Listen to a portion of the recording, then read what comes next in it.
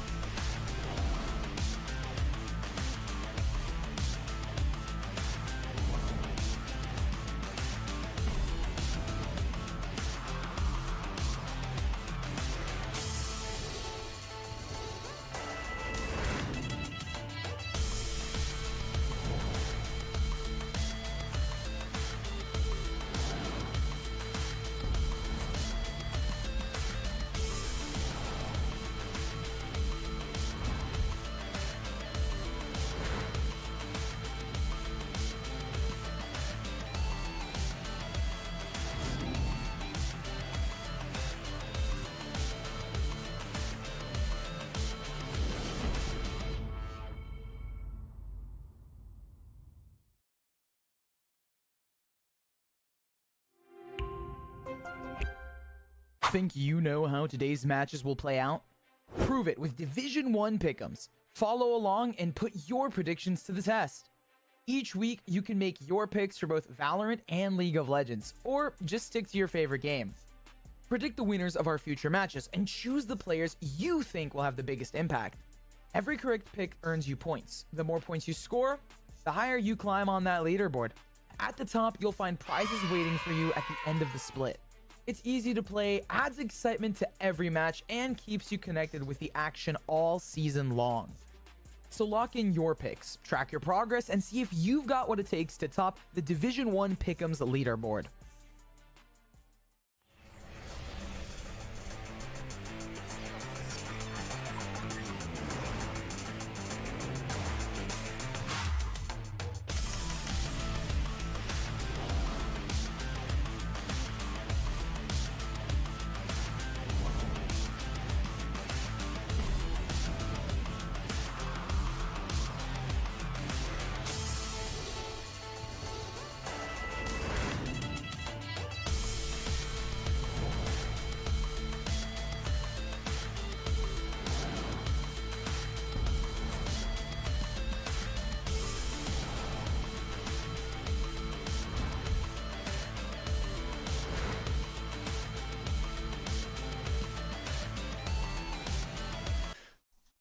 Hello, everybody, and welcome back to the Division 1 League of Legends YouTube stream here as we roll into our Monday slate for a Week 5 with the Utah Utes taking on the West Virginia Mountaineers here. A battle towards the lower end of our standings, but we're still looking to see if we could get some big-time improvements from our squads here with the top 6 starting to really solidify themselves. So this is a very integral matchup here and a best-of-3 coming your guys' way. I am Slayer, a little bit out of position here to my normal scenario. I stole my spot, Quacks, but the lovely Quacks will be to my left, taking us through on the analytical mind. Quacks, gonna be a fun one today. Pretty important one, especially for West Virginia if they kind of want to separate themselves from the Utah and Boise conversations, get themselves closer to the Ohio State and Stony Brook conversations. Yeah, the consensus about Division 1 for League of Legends Slayer has kind of been the consensus top 3, and then a lot of people wondering who those other 3 spots will be filled by going into the playoffs. And I feel like that gap continues to widen week after week between your top 3, your middle of the pack, and then the bottom of the standings. And I do think that it is integral for West Virginia University to win this series if they want to get themselves toward that middle of the pack, if they want to jump that gap and get toward that ability to still qualify for the playoffs. And, you know, you said it was a matchup between 2 of the lower seeded teams or the lower standing teams, Slayer, but it's coming up toward one of the last weeks of the regular season. You know, we're starting to really get down there. So I do think that it is starting to be really that do or die time for a lot of these teams that are sitting at the 1-3s, the 0-4s. If you want to be making a deep run, it quite literally has to start right now. Yeah, especially for West Virginia when we talk about the standings. But before we get to that, I do want to throw up the rosters that we have up for today's matchup between the Mountaineers and the Utes, as we got them coming your way and now, because we have seen teams switch around a lot when it comes to week by week who can step up and play, but you've got your rosters in front of you now. Good to see West Virginia. It seems like they've been sticking with a pretty solid 5 now with Inox, Sour, Aeolios, Dinks, and Cheese Wedge. It's up to the Utah Utes to really try and topple these guys that, again, here's where I want to emphasize standings-wise, Quacks. If you give West Virginia this win, they're definitely favored coming into this matchup. They're now 2-3. Utah becomes 0-5. 2-3 gets you the final spot in the playoffs. So this basically feels like a playoffs best of 3 for Utah to try and keep themselves alive in postseason conversations. Yeah, it absolutely does. Just emphasizing that importance, Slayer. But looking at West Virginia, I mean, Leo, this was a team that we got to take a look at last year, and they were against Maryville, the perennial top team here in Division 1. But Honestly, I liked what we saw toward the latter half of that stream, even though it was an 0-2 for the Mountaineers. I think that we walked away from that series with a good amount of things to say about this team on the positive side. Particularly, I think we were really a fan of Dinks. I think that this is a player who, especially in their win against Boise State, he was the guy that really showed up on that Sivir in game 1 in particular. That's really where I look back at a player like him and think, okay, this is what the West Virginia University squad want to play around, and I feel like it is plain for all to see. But on top of that, I also think that other laners made themselves pretty known over the course of these last couple of weeks. Even in their losses, I think that Aeolios was a really solid mid laner, had a lot of pocket picks as well that I think they could definitely bring out against some of these lower seeded teams as a sort of curveball in the draft. Yeah, I think it's what we kind of talked about when it comes to earlier, like you're mentioning, Quacks, when it comes to these teams that are, I don't want to say lower in the standings is the thing to really emphasize here, but teams down in the standings that are still looking to kind of put together an identity as a program, right? Because when you talk about teams like Maryville, especially Winthrop now, like those rosters have mostly been solidified. Those players have been playing at least under a coaching staff, or been playing together for at least a year, at least a scholastic year, maybe even more. So they kind of have an identity that we recognize. When it comes to Utah, when it comes to West Virginia, Boise State, even like Ohio State and Stony Brook, I would even put in this conversation, we're trying to see in Division I what their sort of identity, their keys to win are. So, like you mentioned for West Virginia, it feels like their success a lot of the time has been playing through bot side, playing for Dinks. We're trying to see for Utah, what is the special sauce that can get them wins here? Is it, sort of trying to play towards Wizward, to try and match 80 carry power? Do they want to try and push towards the mid lane to get Horizon going? A Narwhal has the ability to play some of these specialty carry pick top laners as well. So that's what I want to see today is when we get into this game 1 draft and however this series goes, a consistent identity, a consistent lane to play through, a scaling style, an early game bash you down style. That's what I'm looking for from the Utes. Yeah, for sure. And if anything, I feel like these programs that are just starting out, really trying to find their footing, as you say, Slayer, have it a little bit harder than the programs like Winthrop, like Maryville, because you talk about the individual players in particular, and, obviously how they've been able to mesh as a team is really important, but even before they were a part of that program, these players on Maryville, on Winthrop, and even in some cases on St. Clair, had an identity before they joined that CLOL program, right? You look back to players like Cryogen, and you look back to players like Crimson, who just recently joined the Maryville banner. We knew who they were before they did that. So you already have a base to start at because you know who these players are. You know what they like to play. You know their styles, their strengths, and their weaknesses. But for the case of players like Utah and West Virginia, these are players who are not as well known. These are players that maybe haven't had their styles nearly as carved out. And so I do think it is important that in this draft, we see that style come through, not just as a unit, but individually as well. We are going into our Game 1 draft here, ladies and gentlemen, with Utah on that blue side. And we talked about it a little bit, Quacks. Got to give you some props here, talking about Dinks in the wins for the Mountaineers. And the Utes understand that assignment well. They already throw 2 bans towards 2 of his most played champions so far in Division 1, the Xayah and the Sivir.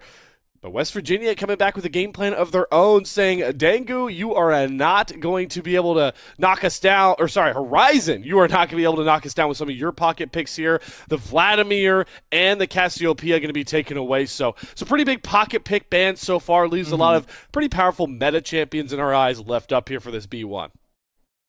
Yeah, and for the case of the Xayah ban, it leads me to believe that West Virginia University are maybe thinking about going something that can really get on to that backline, be that snap engage for them. Something like a Vi comes to mind, something like a Wukong comes to mind. Just the ability to really start up a fight and make sure that the AD carry isn't able to dodge out on any of that pressure is important, as Utah, no top lane bans. They're just going to immediately snag up the Yorick. So they already have side lane pressure and might be looking for something akin to a 4-1. We've seen Narwhal really enjoy piloting those tanks before. I believe this is his first Yorick game, so already we come into the question of Identity Slayer and whether or not Narwhal, the guy who has been, in charge of tanks, can play something more akin to a fighter and a side laner.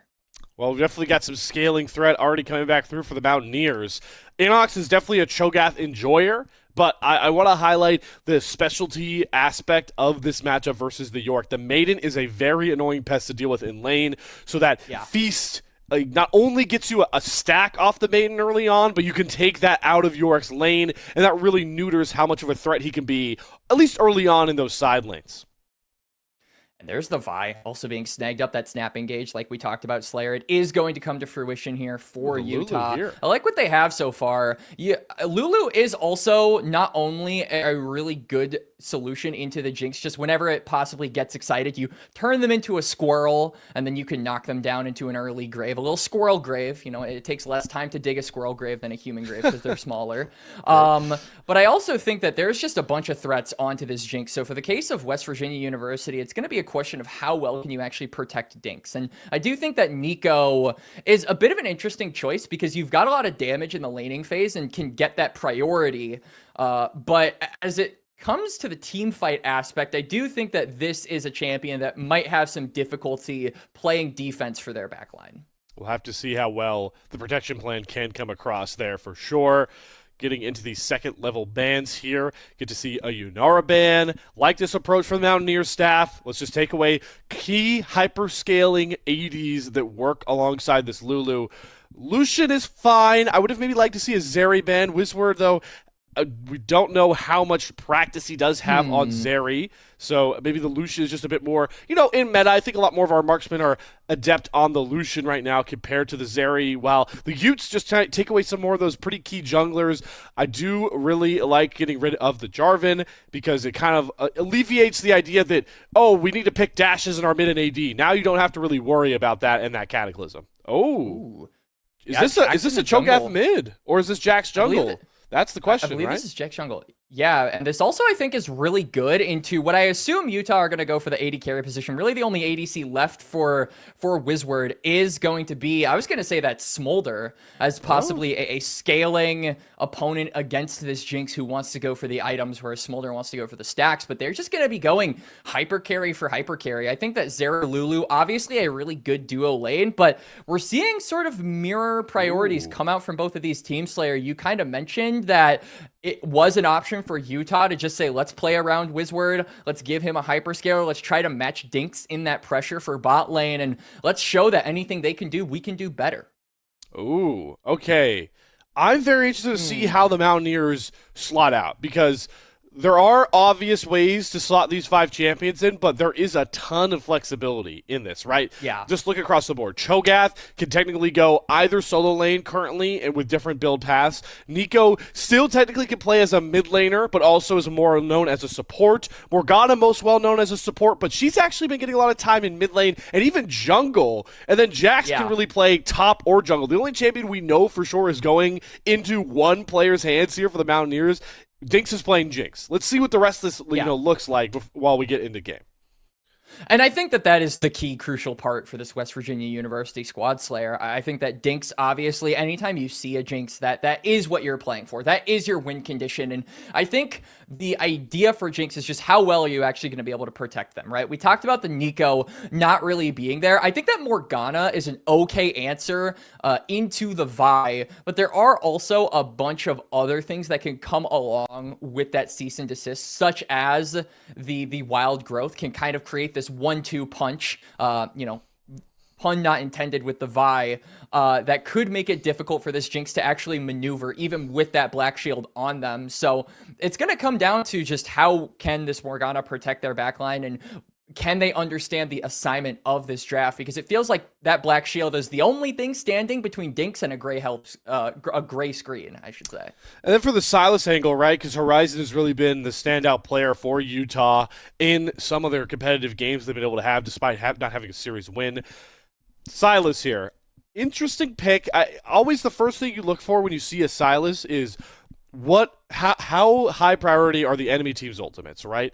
You think about Sylas loved to play into Alistar because Unbreakable Will makes this guy unkillable. There's really clutch team fighting ultimates that he can steal away, like Cataclysm, takes himself an Ash Arrow, Scion ultimate, stuff like this. In this game, I'm not a big fan of the ults that are available to steal. The only big one here would maybe be the Pop Blossom. Morgana ult's decent. Jinx Rocket, Jax is not good really at all unless you want, like, I guess Jax is like a well, it got known. buffed. Yeah, it did. Well, it's like a light version of Unbreakable Will, right? So yeah, it's Teemu. Feast.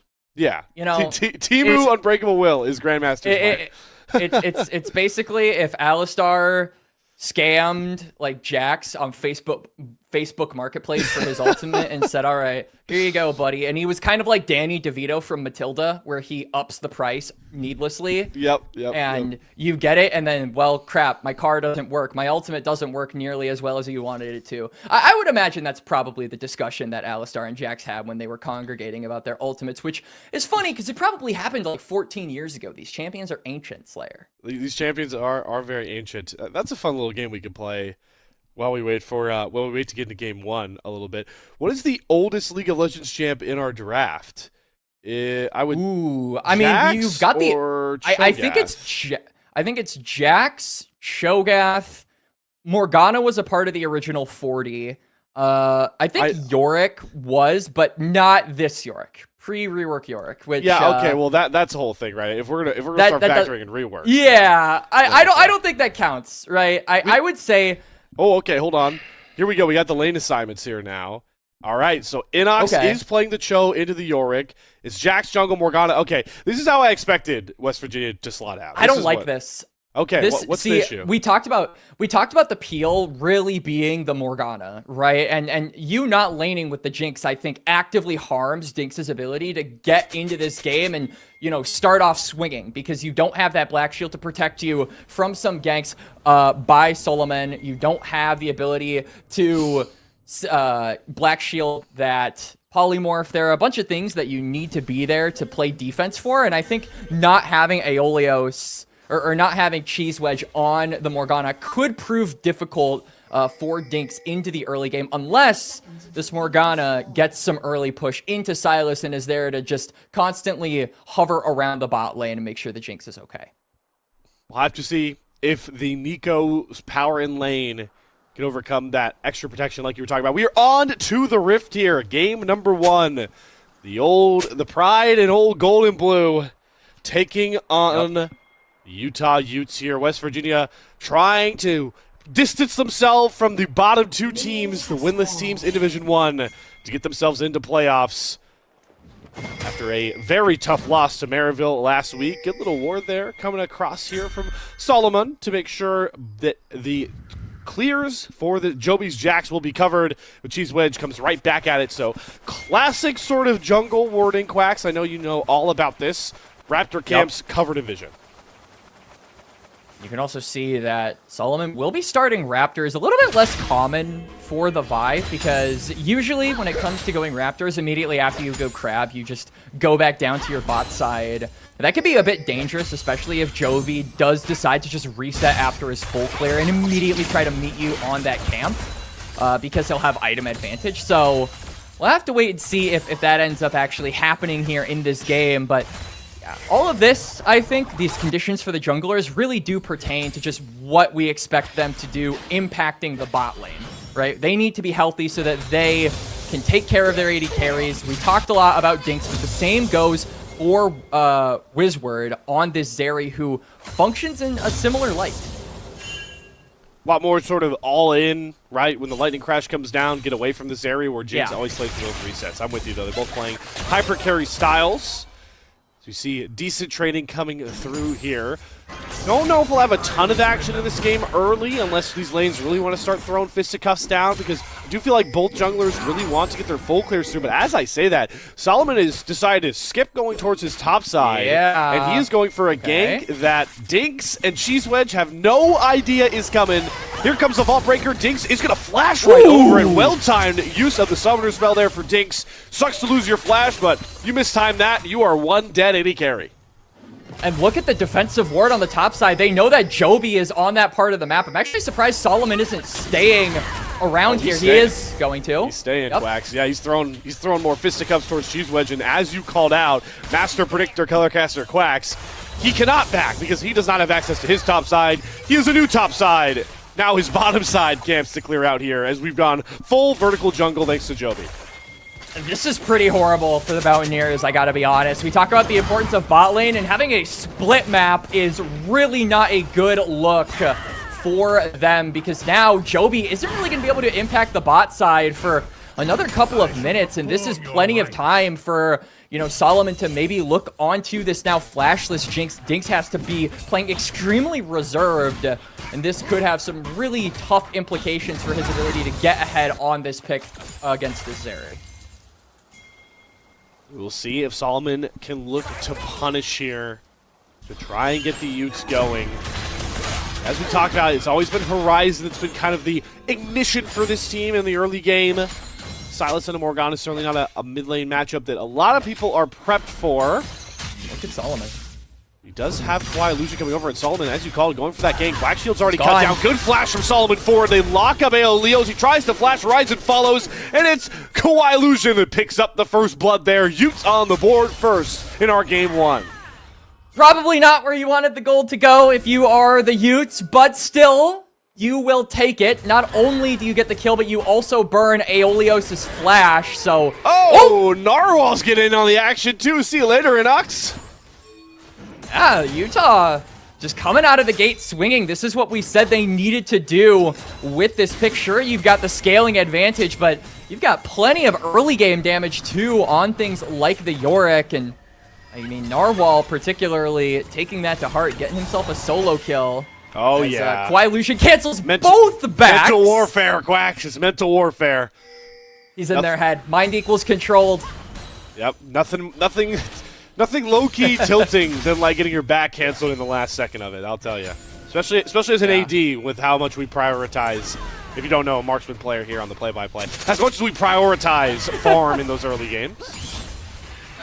And now, look at the wave state. Yeah. In the bot lane. Yeah, it's completely frozen. Diggs is going to have to walk up with no flash. You could see that Joby is on the top side, right? I mean, there's Jack's profile, but it was Nico. Yep. All right, Maiden is out here for Narwhal. Let's see how quickly Inox decides to start farming that for some of those feast stacks. Yeah. Now we're seeing pings onto the Dragon. I mean, so far... This is interesting from Utah. You don't really have Wizward in the general vicinity. He'll have to E over the wall to help his team. So that might be a good opportunity for the Mountaineers to collapse onto the Zeri with no escape tool. All right. Looks like we might just be getting a scrap here 6 minutes in. You were talking about no action. Yeah, here we go. Oh my god, the Tangle Bar hits on a 3. It gets in all the Nico damage, and Joby just pounces in an instant. Cheese Wedge cutting down all of the Utes just like that. It's a triple kill back to the Mountaineers as Dinks picks up the last one. And Cheese Wedge with the triple Tangle Barb onto Utah. Now the game has just swung right back to even Slayer. Not only does the feat of warfare get claimed for the Mountaineers, but also that Dragon will be snagged on up for West Virginia University as, hang on. Oh, Inox. Narwhal, God, the slow doesn't betray you, Not my like friend. this. Ow, he walks it out. Double up on the solo bolos for Narwhal. That's something good back for the Utes. Yeah, so a little bit of a setback as pertains to the bot lane for Utah, but I think Solomon probably really happy with the current condition of his top lane, because even if bot lane fails, he can just immediately switch gears and play for his Yorick. As that is probably what they're going to be doing. They go for the swap, and you have to think the reason is because they want to get a numbers advantage ahead of those grubs, which will greatly favor Narwhal's ability to have prio and pressure in that side lane.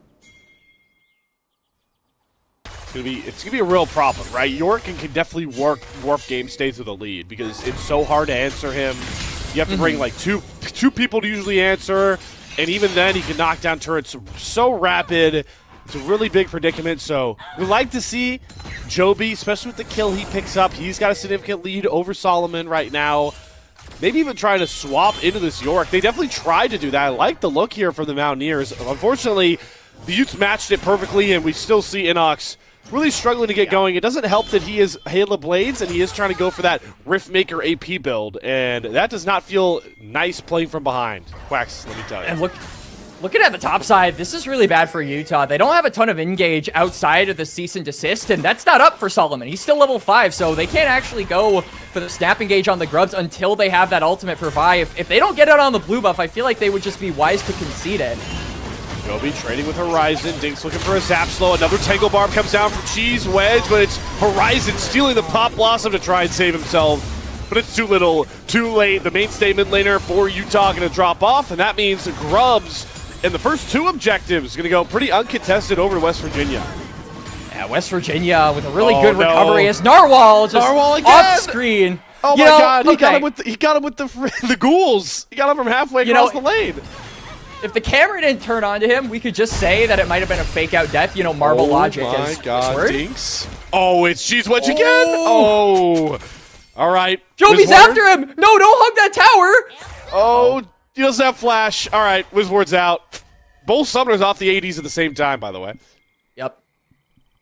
That is really beneficial for both the junglers, but particularly Solomon on this Vi. I mean, we really wanted to see that punish come through after that early flash burn from Dinks, and we didn't really get that opportunity. The bot lane play went awry for them and hasn't really had a chance to put pressure onto the AD carry for the Mountaineers since then, so it has halted their advance significantly. They also really haven't gotten much pressure onto any other one of their carries. I think that Horizon has been having a tough time on this Sylas so far just because of all the zoning tools that the Mountaineers have. And Wizward, you saw on that top side, Slayer almost died, had to use both sums just to narrowly escape death. I love this. This is almost symmetry, by the way. No, it is symmetry. Look at, if you guys want aesthetically pleasing League of Legends moments, look at the marksman's items right now. They're mirrored. Ooh, yeah. In the same slots as well. Yeah, too. Fully mirrored. Oh, no. Yeah, Word, did I catch it? You? Okay, no, okay. Oh, no, yeah, don't walk up to that Jax. It's not a Jax. Nope. It's a Nico. All right, he's out. I hate that it changes the profile. I have been bamboozled by Nico so many times on broadcast because it changes the profile. It's making me look dumb. I'm not supposed to look dumb. I'm the caster here, ladies and gentlemen. As we're the experts. Don't fool us. We're the experts. Nico. Oh. Well, Cheese Wedge is in Nico form right now. Cheese Wedge looking to get access to that Pop Blossom. Really going to be able to affect the map a lot more. Nico plays are not usually triple Tangle Barb grabs. That's usually reserved for huge triple Pop Blossoms. And Cheese Wedge is going to tick on over to level 6 here. Kawaii Illusion is 2 levels down right now. Yeah, I just noticed that. That's really awful because that wild growth is going to be instrumental for that engage. We talked about it in the draft, but if you're going to be having Solomon, you know, as this Vi, cease and desist in, possibly give Utah an opportunity in these fights, you need to be able to back it up with a Lulu ultimate for survivability and just the extra knockup that it provides. If you can't do that, or, you know, you're not able to do that soon enough, then it could give West Virginia University more time to really leverage that ult advantage. Here comes Cheese Wedge. We know that's not Joby. We won't be fooled. Does Cheese Wedge flash for the Pop Blossom play? No. Gonna hold off there. Now the Utes have to play a game called Which One's the Real Joby? Because they're both dancing around here. All right, Cheese Wedge is gonna reveal himself on the Nico. Okay, Leo's coming over. See West Virginia really heavily setting up for this Dragon. If they can grab this one, they will have the feats of strength secured off monster slaying. Horizon needs to be very careful on the top side of this fight. Gonna dodge on the Tangle Barbs. Kawaii Illusion is gonna join up with him. But this Dragon is gone. Solomon gets in late. Joby's gonna jump after him. He already Vault Breakered over the wall here. He's gonna have to flash back the same way he came. That's Dragon stacking for the Mountaineers and those feats of strength like I was talking about. Mountain Dragon for the Mountaineers, and again, I feel like a large part of that is just because Kawaii Illusion doesn't have ult. You don't really have the ability to leverage that wild growth, and so as a result, not only do you have the prio, but just missing out on that R-key really going to cost Utah a lot of pressure on the spot side, which is so surprising, Slayer, because they were the one that I was thinking would dominate the bot lane just based off those first couple of minutes and how smartly Solomon was using his pathing with the Vi to put pressure onto Dinks. We haven't really seen that recreated as See pings, though.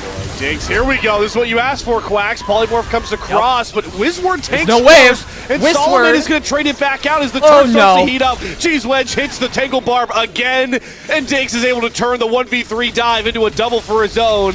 Oh, and by the way, Narwhal also got his 4th solo kill in a row, so the Utes, you still got that going for you. But even Oh, that he got gets shut stopped down. because Oh, Joby yeah. gets the shutdown as well. And with those grubs, I mean, that Jax is going to be able to chunk probably a plate, maybe 2 for the next 20 seconds. So far, the Mountaineers are just playing the map better. You got to think. I think Utah had the right idea going for that dive, but they mismanaged the aggro, like you said, Slayer. And because of that, Wizward wasn't really able to get any of his damage across onto the Jinx, had to back away, and you just had the Vi essentially left to its own devices. Not enough damage there. Joby full committing for this extra play. See if Narwhal can punish him. Gets the slow. No ghouls are up. Playpen available. Wants to throw him in the cage. Inox, just gotta let your jungler die here. He died for the plates. That's a big shutdown though. Over to Narwhal. Solomon's gonna re-engage onto Inox. But they're not gonna dive onto this Cho'Gath. Very scary Yorick, no matter if he got shut down or not. And they're gonna look for first turret here with no plates up anymore. Why not? There's the demolish down. And they're going to take the first turret. Stolen Pop Blossom Horizon. Like that look, Inox is trapped in the playpen again, and he will fall once more. Top lane supremacy, the lifeline now for Utah. Yeah, Narwhal.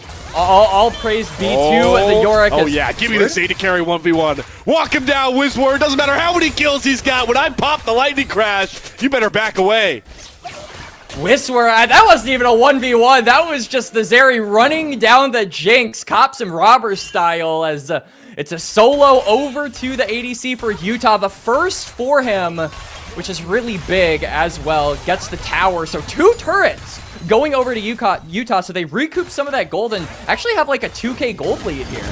All right, but a theme coming across in this series is overstaying for turret gold. Wizward. I get it, man. I've done that in way too many of my solo queue games. Joby gets that shut down nonetheless. Joby more or less emerging as the big breadwinner for this early game. We've crested after 14 minutes, so that mid game is kind of what we're staring at the moment with. So, yeah, big 4-1 Jax, probably going to be the win condition so far as Horizon. Yeah, he's got to flash away from Joby. You get a look at the gold here. Oh my god, Narwhal is up 3,500. That is virtually why Utah are ahead in gold right now. Every other lane is even. Oh, actually, yeah, even or behind by this point. It's close with the 80 carries, but Narwhal has such a massive effect. So, you know, let's take stock, Quacks, maybe in a minute if we don't get any more fighting. Because we have some clear leads for Joby. We feel like Diggs is ahead. Cheese Wedge's impact has been pretty big in this game.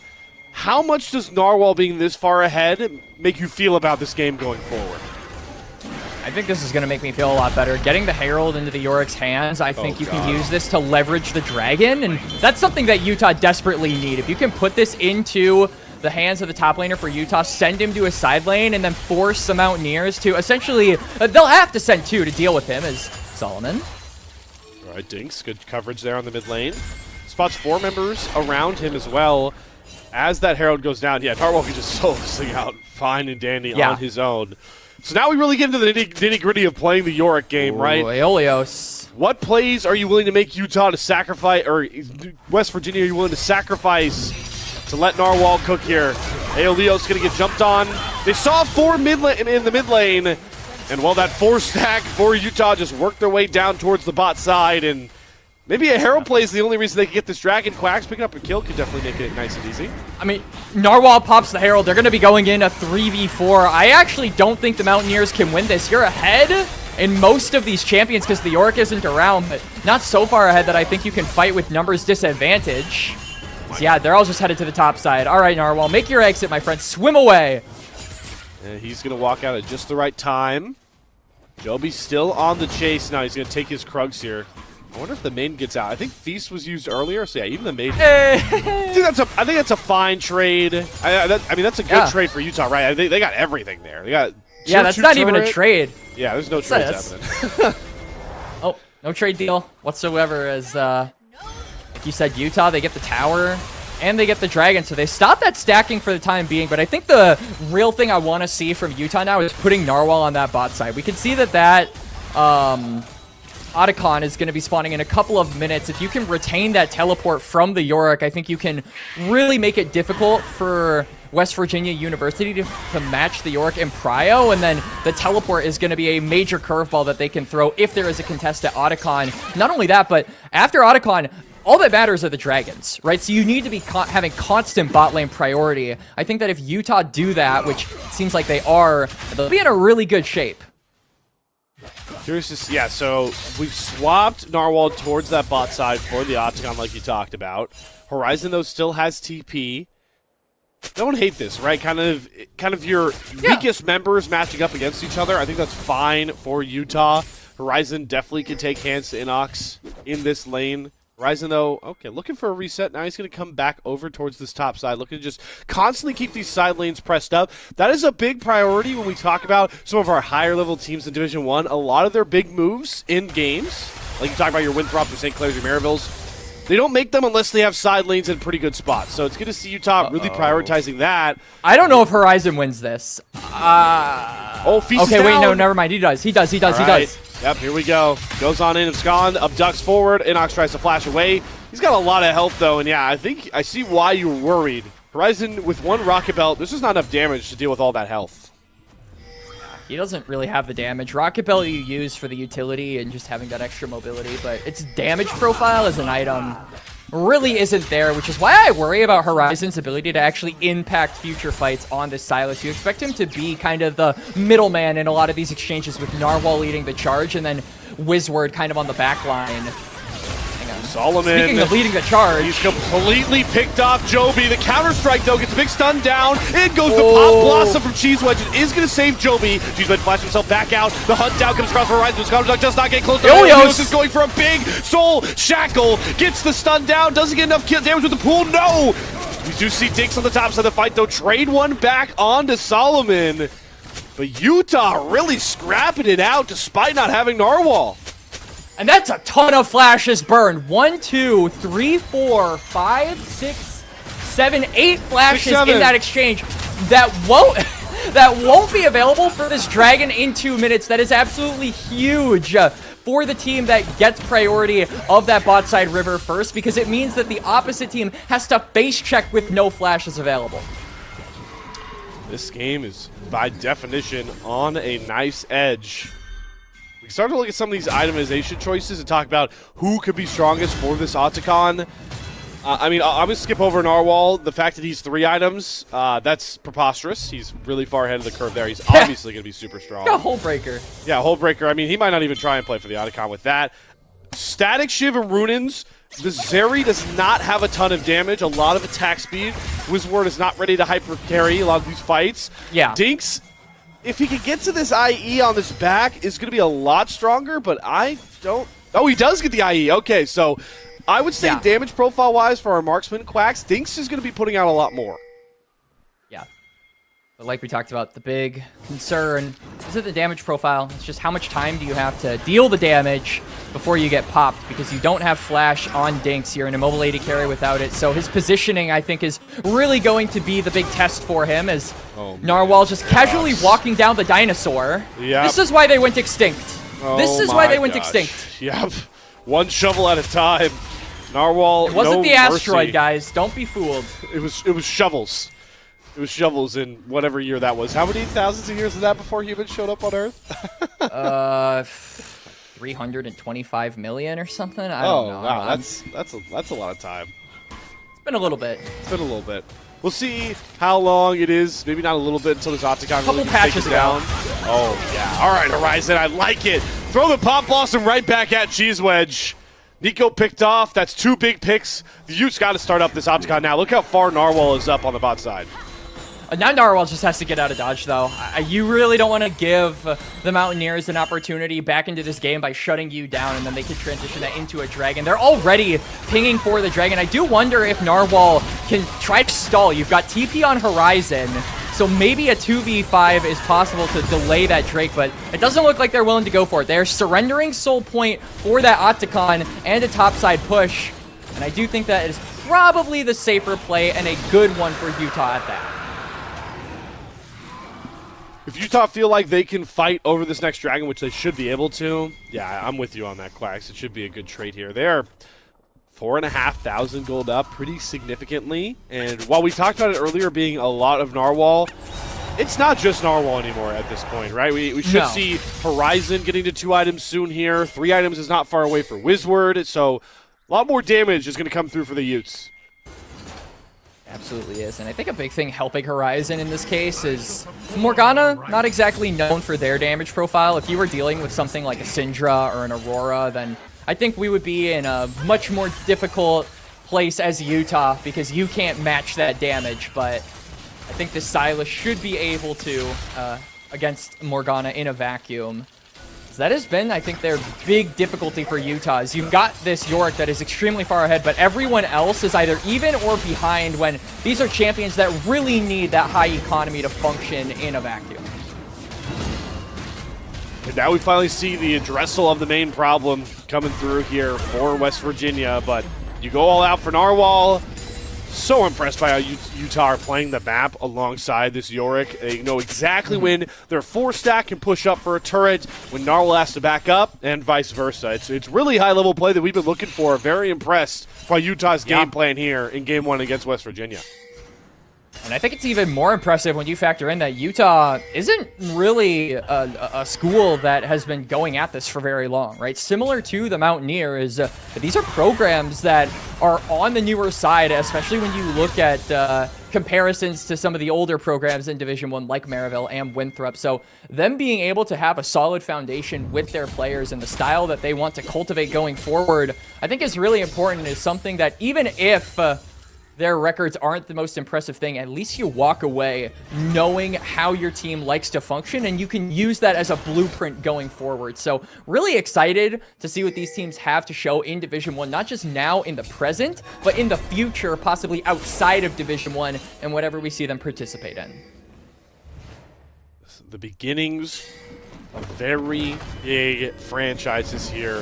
For 2 schools who, you just think about the history of just both Utah and West Virginia from a collegiate, athletic standpoint is the one I'd really like to emphasize because competitive nature, right? Like West Virginia as a school has always prided themselves on being able to, especially in their football programs, be sort of a rowdy rag-and-tag squad. You think of like the Geno Smith days, the Tavon Austin highlights that everyone knows about. And Utah as a football program also has really been growing over the last couple years on the West Coast, been a real threat there. It's those big moments that kind of shadow the early beginnings of those great programs for these schools, and we're watching those early beginnings now with these 2 programs now. And maybe a star in the making with Narwhal. I mean, this is just disgusting. He's got Hullbreaker. The 1 versus 2. Now it's a 1 versus 2 once more, but Cheese oh my God! Getting deleted by the ghouls. He has to flash away to save himself. Luckily, Joby with the Conqueror stacked up can get the kill, but Quacks, look at the trade-off. Oh God, can Aeolio steal it? Oh, Can no, Diggs steal it? Sullivan is low! Oh no! Oh no! Diggs gets rid of the jungler. The Baron is completely off. Diggs doesn't need to over-aggress. That is a huge lifeline for the Mountaineers. They kill Narwhal and they don't lose on the cross map. And not only that, but look at the territory that West Virginia University claimed after killing Narwhal. All of that bot side should belong to them. They're going to get control of this mid lane. They're going to close on in toward that bot side, and they are going to get vision ahead of this dragon. That Baron could have been Utah's lifeline to garner priority ahead of this potential soul for the Mountaineers, but now they don't have it. They don't have anything, Slayer. They've got to work their way back through the shadows. In about 45 seconds. This is big here for Inox. Just get some of these waves pushed out on the sides. Force Narwhal to have to come to this dragon, and there's no real TP threat for him to take your base. Bottom lane is fine at this current point. Top lane has now been fixed. Inox is going to be able to TP in. Should have to do that relatively soon. And we're going to have a big-time 5v5 Quacks that should decide the game. Also, if it comes down to it, I mean, Inox is probably going to have Feast. It's going to be back up by the time the dragon spawns. So that 50-50 significantly favoring Mountaineers. This is not a position that Utah want to be in, but there is a wave on that bot side. Maybe if they want to try and get a pincer. Oh, soul binding. Good Q. Dark Binding comes down. There's this assist forward. Solomon! Solomon goes a bit too early. Gets rooted up and shut down. Cheese Wedge gets the full pop awesome down before he gets killed off. Now it's Aiden Gary's left to take the front stage, and it's Wizward with the lightning crash, electrifying the team fight. But Dinks gets himself the reset. Joby goes into the stages at a perfect time. Flashes away from Narwhal. Slow starting to stack. Dinks is much lower. He cannot force himself back in. But the advantage here for the Mountaineers, their jungler is still standing. They still have a shot at this Mountain Soul. They don't even have to start it. They just have to zone away the Jax. Stall out as long as you can. It's 15 seconds until Solomon comes up. He was the first one dead in that team fight. He will have one of the shortest death timers as a result. So a bit of a blessing in disguise, I guess, for Utah that Vi goes down first in that exchange. But still, I feel like a really scrappy fight all around. The Vi going in too deep with that ultimate now won't really have it for this upcoming exchange. And we're going to be right back to square one. Right back like we never left, Slayer. That Dragon still stands and the soul threat along with it. Oh, is it just going to get started here by Cheese Wedge? Yeah, I mean, mid. Look at mid. Oh, TP from Narwhal. They're on a ward. They are completely spotted. Solomon. All right, Solomon. Let's see your Solomon key, buddy. Vault Breaker up, goes over the wall, does not steal No! it. Joby secures Mountain Soul. Solomon has to flash himself the same way he comes on out. And the Mountaineers, they don't need to chase any further. They have won the big prize of our game one. Mountain Soul for the Mountaineers. Absolutely. And now Narwhal, he expended TP on that bot side. This Yorick is completely alone on this part of the map. Meanwhile, the Baron still stands. The top laner for Utah won't be able to cross map if this objective is started. The Mountaineers are stalling, but I feel like you just should rip it right now. Just start the Baron. Yeah, they're really banking on a death brush there. But maybe now they have the inside track on this mid push. Yeah, they're going to look to chase down Horizon. Dark Binding not going to land. Cheese Wedge can't get close enough, so West Virginia's going to take control back in this midway. But now's the problem that's been happening all game long. Bro, Cho'Gath is not enough to stop this, by the way. Oh, boy. Yeah, we're seeing it. He's trapped in the play place again. Inox, the Ghouls, they're going to take him down. And that shuts off West Virginia from any sort of Baron play. Ooh. I mean, Utah could honestly threaten the Baron now. You've got so many people paying attention to the York. Just try and do what you did about a couple of minutes ago. And don't die this time, Solomon. All right, here we go. As Quacks predicted, Solomon onto this Baron. Spotted now about half HP, but Joby's not going to get close enough. You thought the Yorick was bad. Get ready for a Yorick with a purple banner with him. Yep. Baron secured, and now Narwhal has to run for the hills. Dark Binding, Aeolios. Gonna bring out the Soul Shackles to hold the York in place even further. Cheese Wedge can't get close enough for any damage. The Ghouls are doing so much. Aeolios is desperately trying to run, but he can't outrun the Ghouls. Narwhal is taking everything but the names of the West Virginia roster. Let's see if Dix can step up. Narwhal tries to flash the zap, doesn't get away from it, and Narwhal will finally be cut down. But what a price to pay if you're the Mountaineers. Now look, Wizward is in the mid lane, will be able to chop down this turret, but I do question what Utah will be able to do for the next minute or so while their top laner is dead. He is 11 of their 19 kills. He is the main golden goose, and I feel like without him, they have to be so cautious about advancing toward this base of the Mountaineers.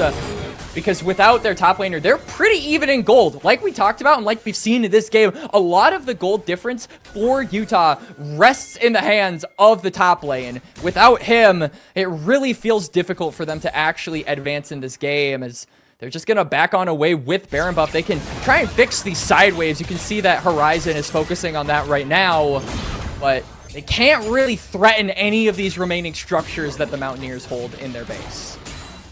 What a start to this series. It's got another chapter. Nope, Wizward. Good dash on the Zeri to get away. We have had an absolute slugfest. Both teams feel like they've had control of this game. Early on, it was West Virginia before Narwhal got rolling. But ever since, an MVP-like York performance, like Quacks, you said earlier, first time playing York in Division 1. And we should start banning this going forward against the Utes. Yeah, this is, it certainly seems like Narwhal, one of his better champions, which is so exciting to see, honestly, because this guy has been stuck on tank duty for a majority of the Utah run here in Division 1. Immediately goes to a fighter, a side laner, and just starts taking names. I love that. It, I think, really gives them an identity or a extra dimension of identity to play around going forward. Exactly what we were looking into for this him, right? regular season. Yeah, exactly. What we were looking for frankly everyone in this game, right? Because of how new these programs and players were to the competitive space. All right, the siege is on. I do want to point out, though, whenever Narwhal does join up with the team, you're paying a bit of a toll with the Hull Breaker. The York isn't as strong as he would be alone, but Utah really want to get this mid lane turret down first. Would like to see them 4-1 a bit more, ramming? Yeah, I was going to say, Narwhal has teleport. I feel like there's no reason not to put York in a side lane, especially the one with an exposed inhibitor, by the way, or a broken inhibitor, I should say. Going after Horizon, goes into the stasis. Cheese Wedge dropped his Pop Blossom. Joby's going to get the first kill, though. Inox is able to step up. Oh, they no! found Narwhal. They kill him off in his own little cage. The 5-stack mid lane costs Utah everything. Yep, the 5-stack, like you said, the Hull Breaker. Dilemma striking Narwhal when it mattered most. They engage onto Cheese Wedge, but the Nico manages to survive. Now it's only 2 members alive. They've got Jinx and Grubs. They could actually end. It's 20 seconds until Solomon, 10 seconds until Kawa Illusion. Oh boy, it's gonna be close. That is a fat minion wave coming in. Zap's gonna land on Horizon. Flash forward from Joby. No. Immediately Wizard flashes, but Dinks follows him. The rockets come through. Narwhal's victorious campaign is gonna come up short as West Virginia rip Utah back to the high alpines of the mountains and cut them down to size to take a 1-0 series lead. That was certainly a game of all time, Slayer, as the Mountaineers. That was entertaining.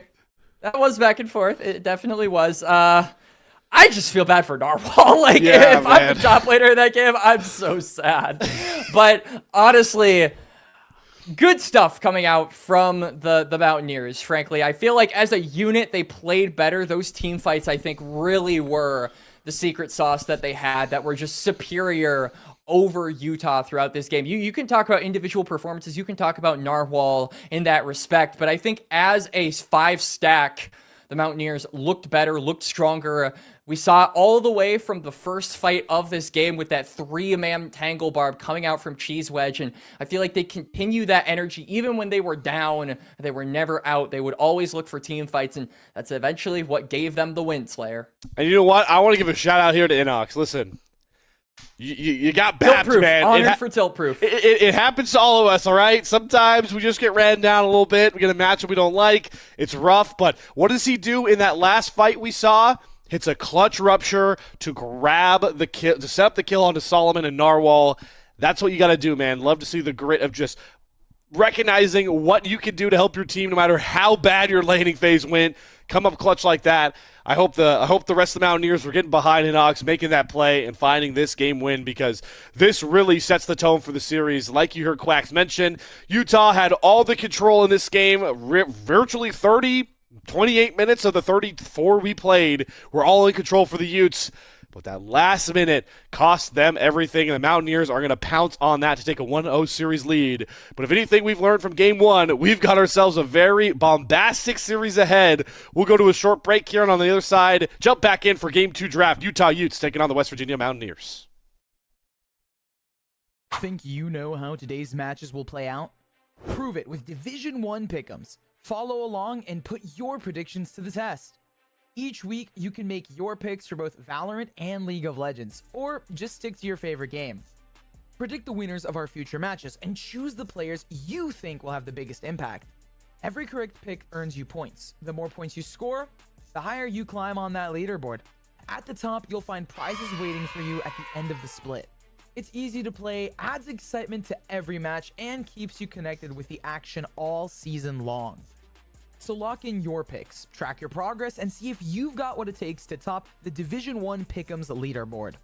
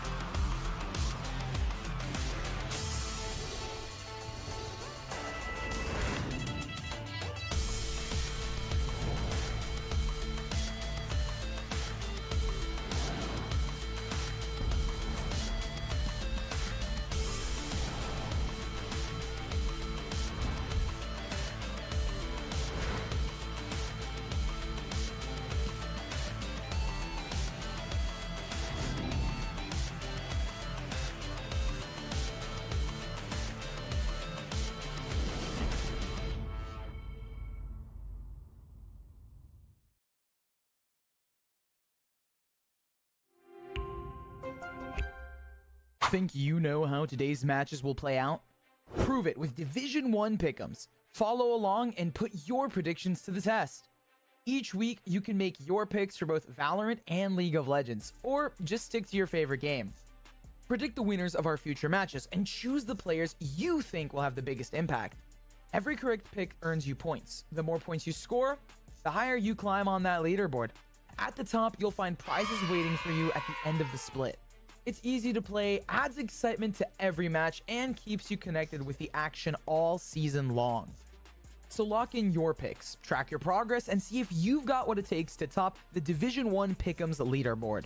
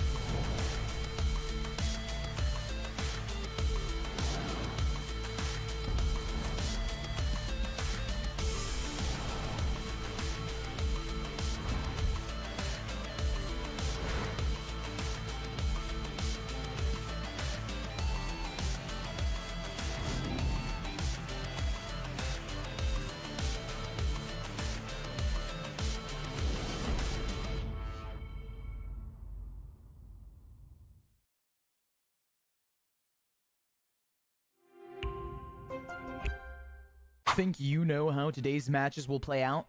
Prove it with Division 1 pick'ems. Follow along and put your predictions to the test. Each week, you can make your picks for both Valorant and League of Legends, or just stick to your favorite game. Predict the winners of our future matches and choose the players you think will have the biggest impact.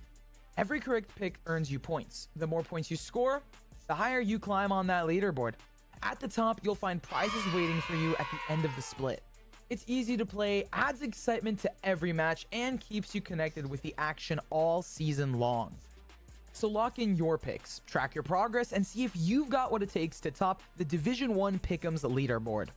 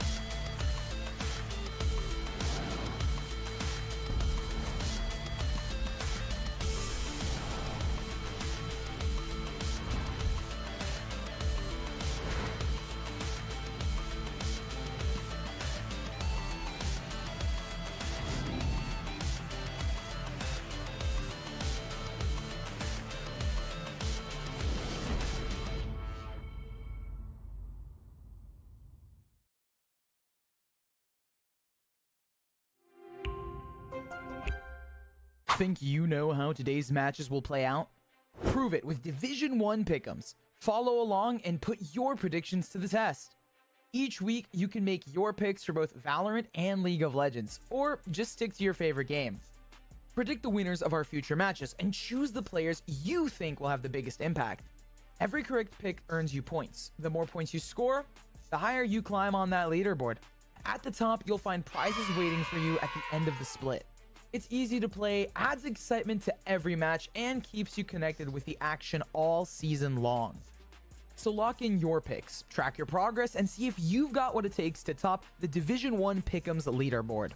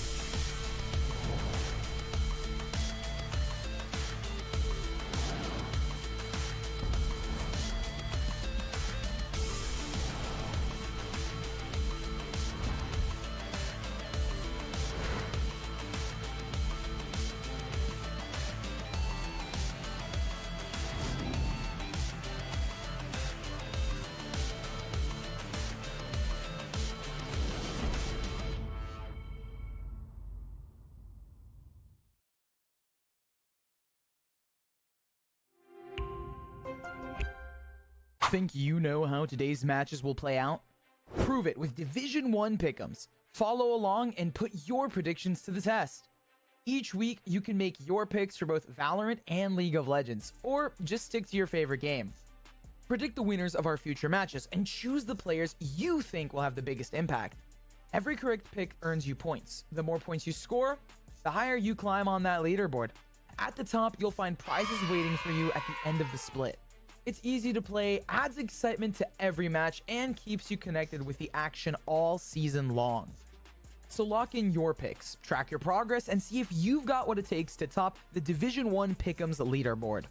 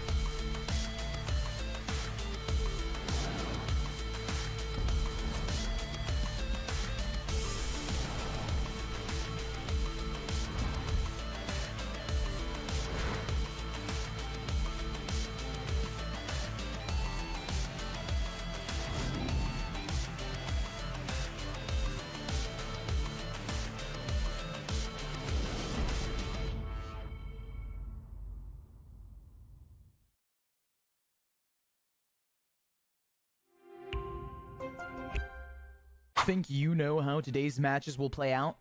Prove it with Division 1 pick'ems. Follow along and put your predictions to the test. Each week, you can make your picks for both Valorant and League of Legends, or just stick to your favorite game. Predict the winners of our future matches and choose the players you think will have the biggest impact. Every correct pick earns you points. The more points you score, the higher you climb on that leaderboard.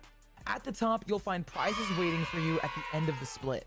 It's easy to play, adds excitement to every match, and keeps you connected with the action all season long. So lock in your picks, track your progress, and see if you've got what it takes to top the Division 1 Pick'ems leaderboard.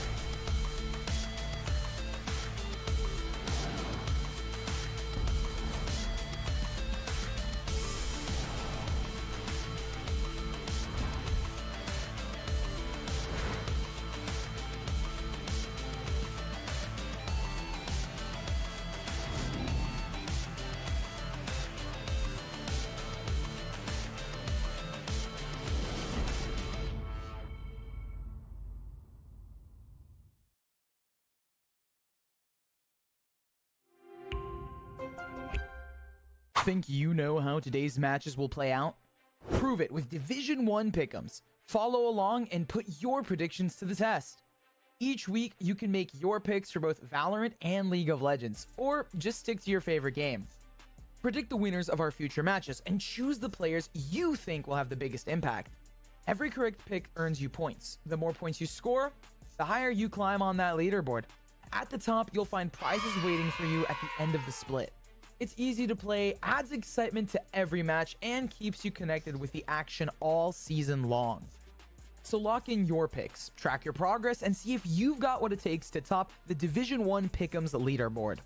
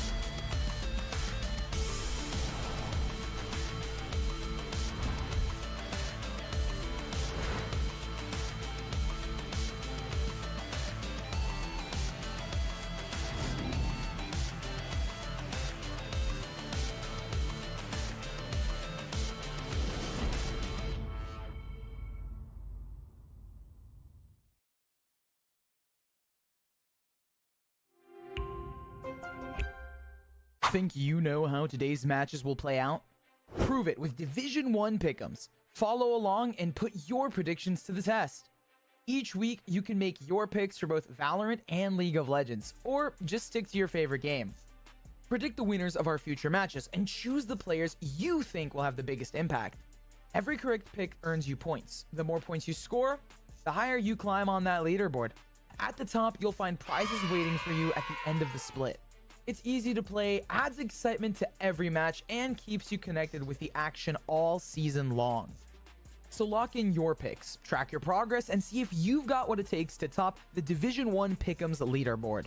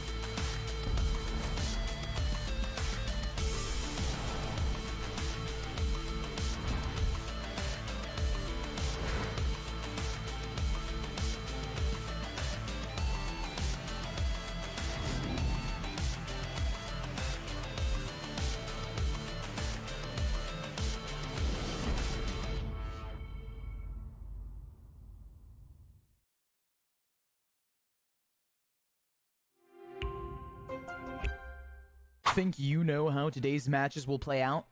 Prove it with Division 1 pick'ems. Follow along and put your predictions to the test.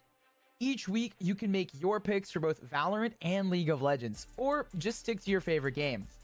Predict the winners of our future matches and choose the players you think will have the biggest impact. Every correct pick earns you points. The more points you score, the higher you climb on that leaderboard. At the top, you'll find prizes waiting for you at the end of the split. It's easy to play, adds excitement to every match, and keeps you connected with the action all season long. So lock in your picks, track your progress, and see if you've got what it takes to top the Division 1 Pick'ems leaderboard.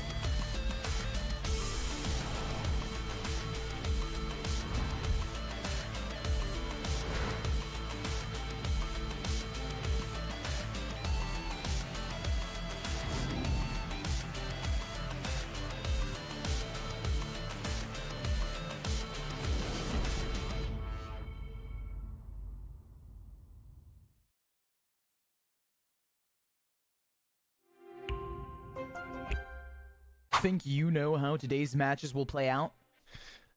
Appreciate everybody's patience as we are back live here on the YouTube side of Division 1 League of Legends Day 2, week number 5. And hopefully everyone's gotten to recollect themselves after a very bombastic game number 1 here, Quacks. We have the hero play of Narwhal come up a bit short up against the Mountaineers.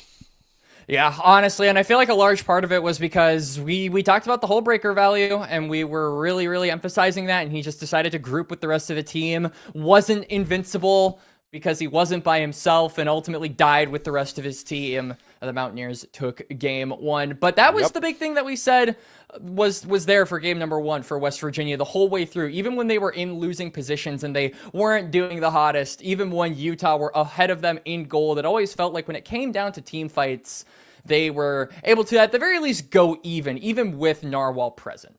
Let's see if West Virginia can capitalize on that with a Game 2 win here, as we'll go straight in to our second matches draft now.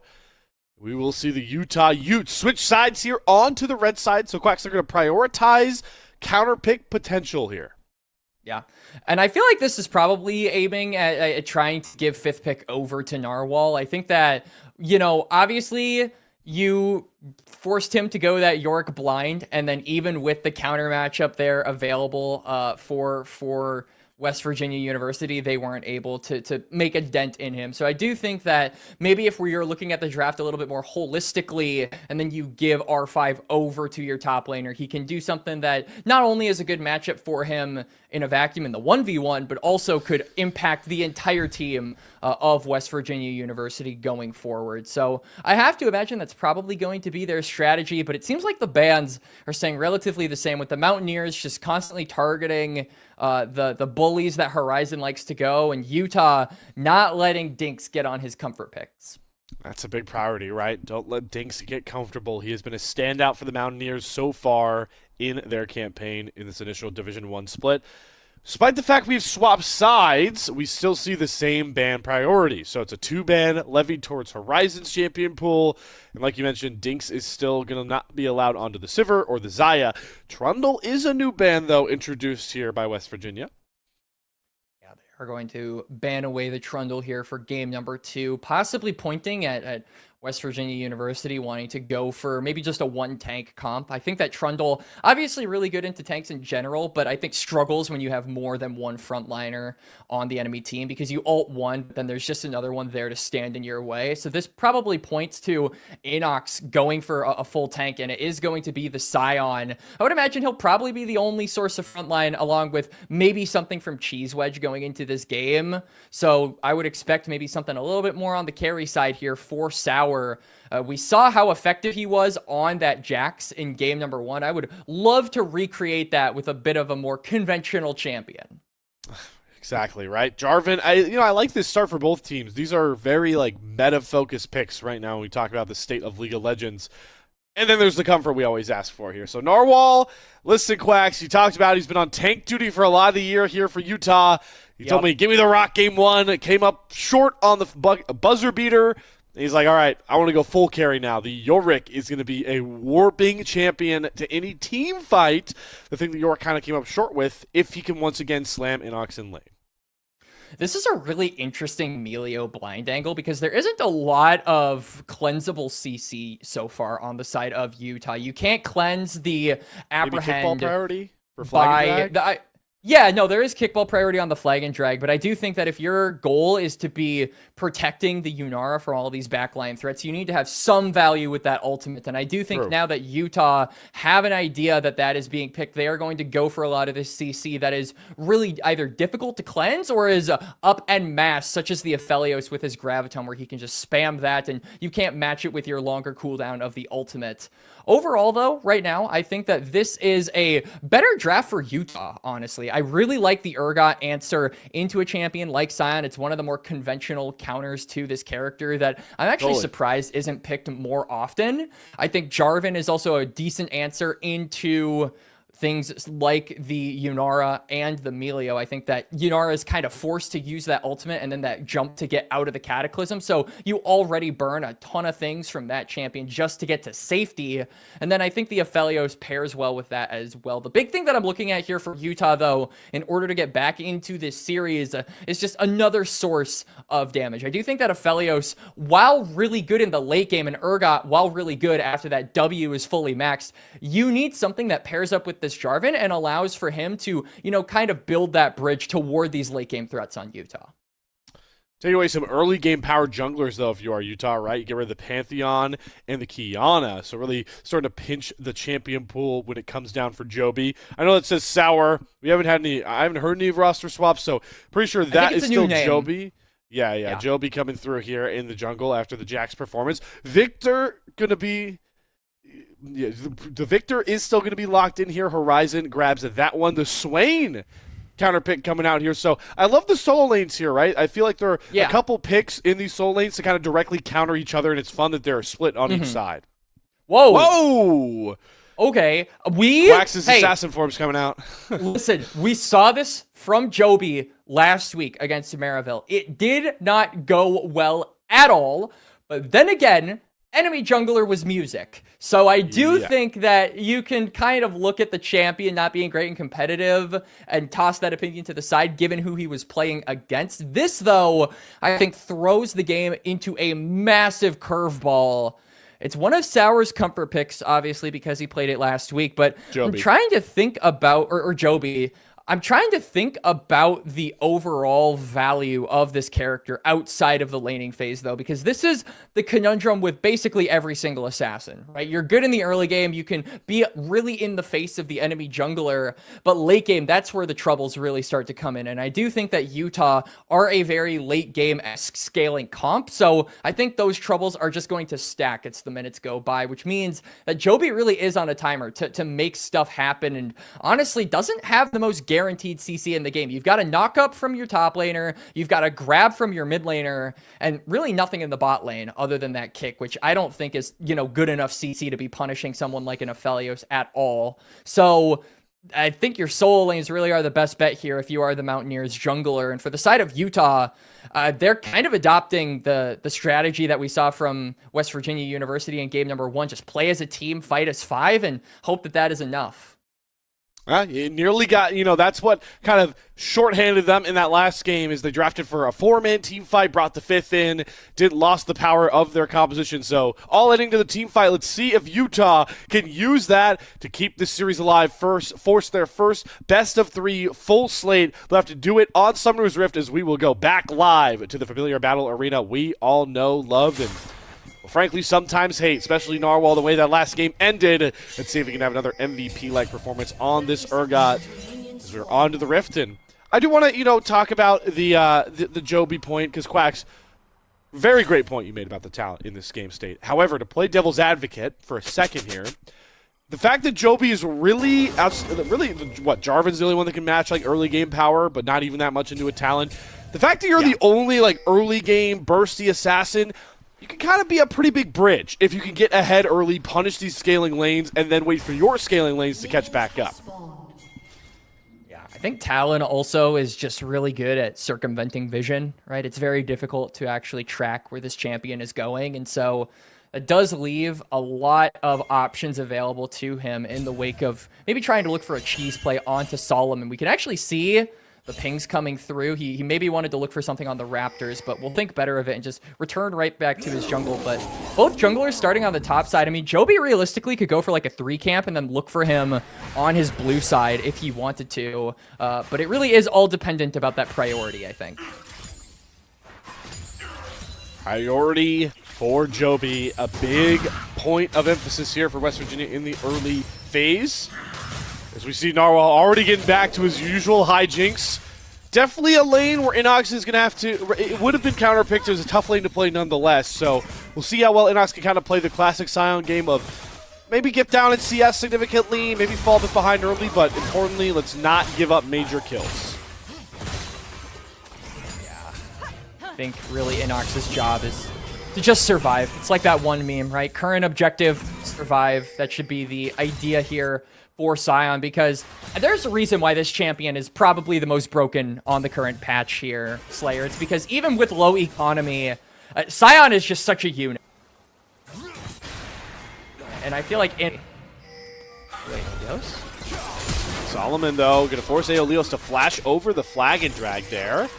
So good little early gank from the Jarvan. That's what you want to do on this champion. Maybe skip your clear to affect the lane early, and that'll be a flash that hopefully Solomon can revisit and punish later. You can already see the things coming out from Joby, though, wanting to look for that invade, like we said.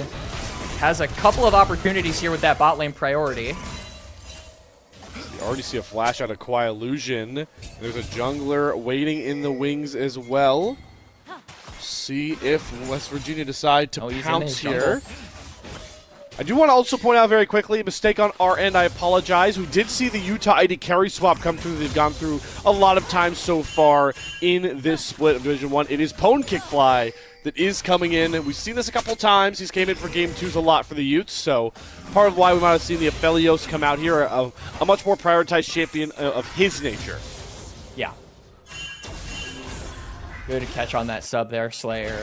We are seeing, once again, pretty cordial early game, other than that visit by Solomon on the Jarvan, burning the flash from Aeolios. So some that I think is really important in this matchup because of just how immobile both Swain and Victor are and how much snowballing can happen with champions like Jarvan and Talon, as we are seeing a revisit.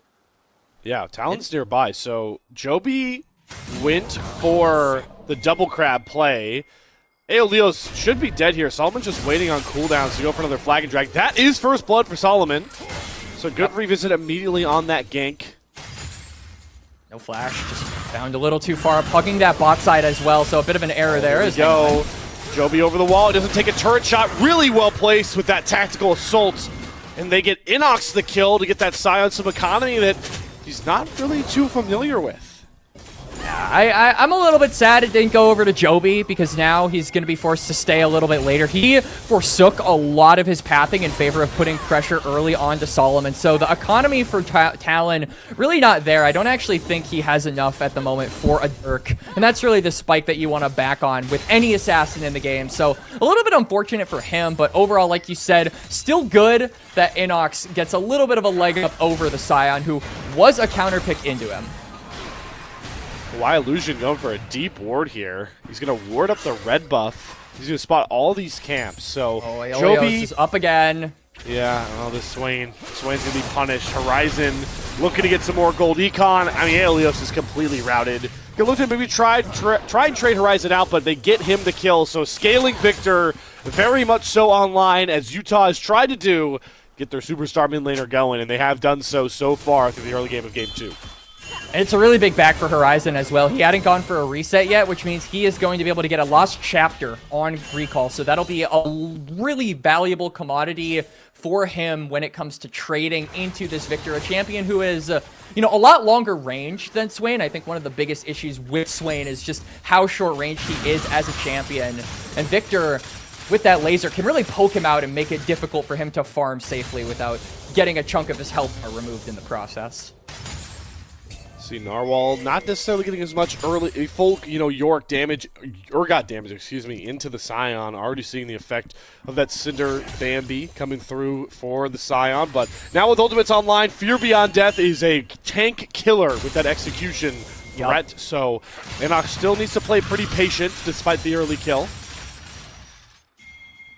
Inox respecting the Urgot. Like to see that from him, as a lot of pings are forming toward the bot side, though. You can see that both Joby and Solomon are in the area. Joby has that Dirk, but it's a tunneler for the Jarvan as well, so both of them sitting on good items. He wasn't ready for Solomon to be behind him. They're trying to gank on a Horizon. Demonic Extension comes across. Wait, right into Aeolios. Really Solomon has to flash away from the empowered Swain. They're going to jump on Aeolios. Horizon should have enough damage. Joby's going to try and trade Solomon out with the bleed. It's not enough! Will not find that trade back.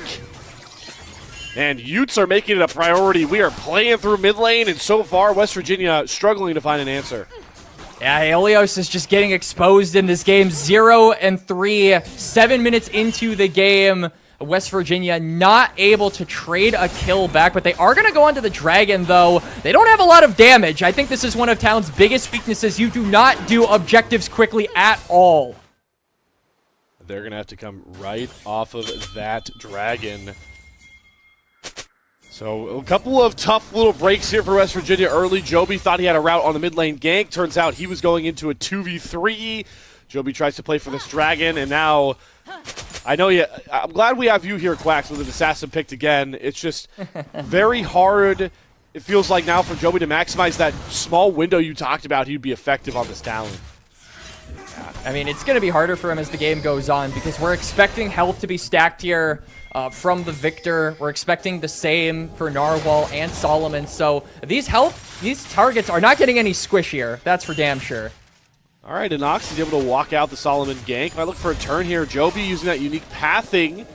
It's not going to come over the wall here. Inox is definitely baiting for it, though. Solomon, he's sort of nipping at the bait.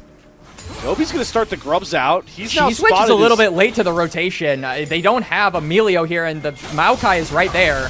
Okay, Joby Shadow Soul over the wall. Assassin Path, excuse me, does get him out. Inox showed up to the party. He's the big bad tank.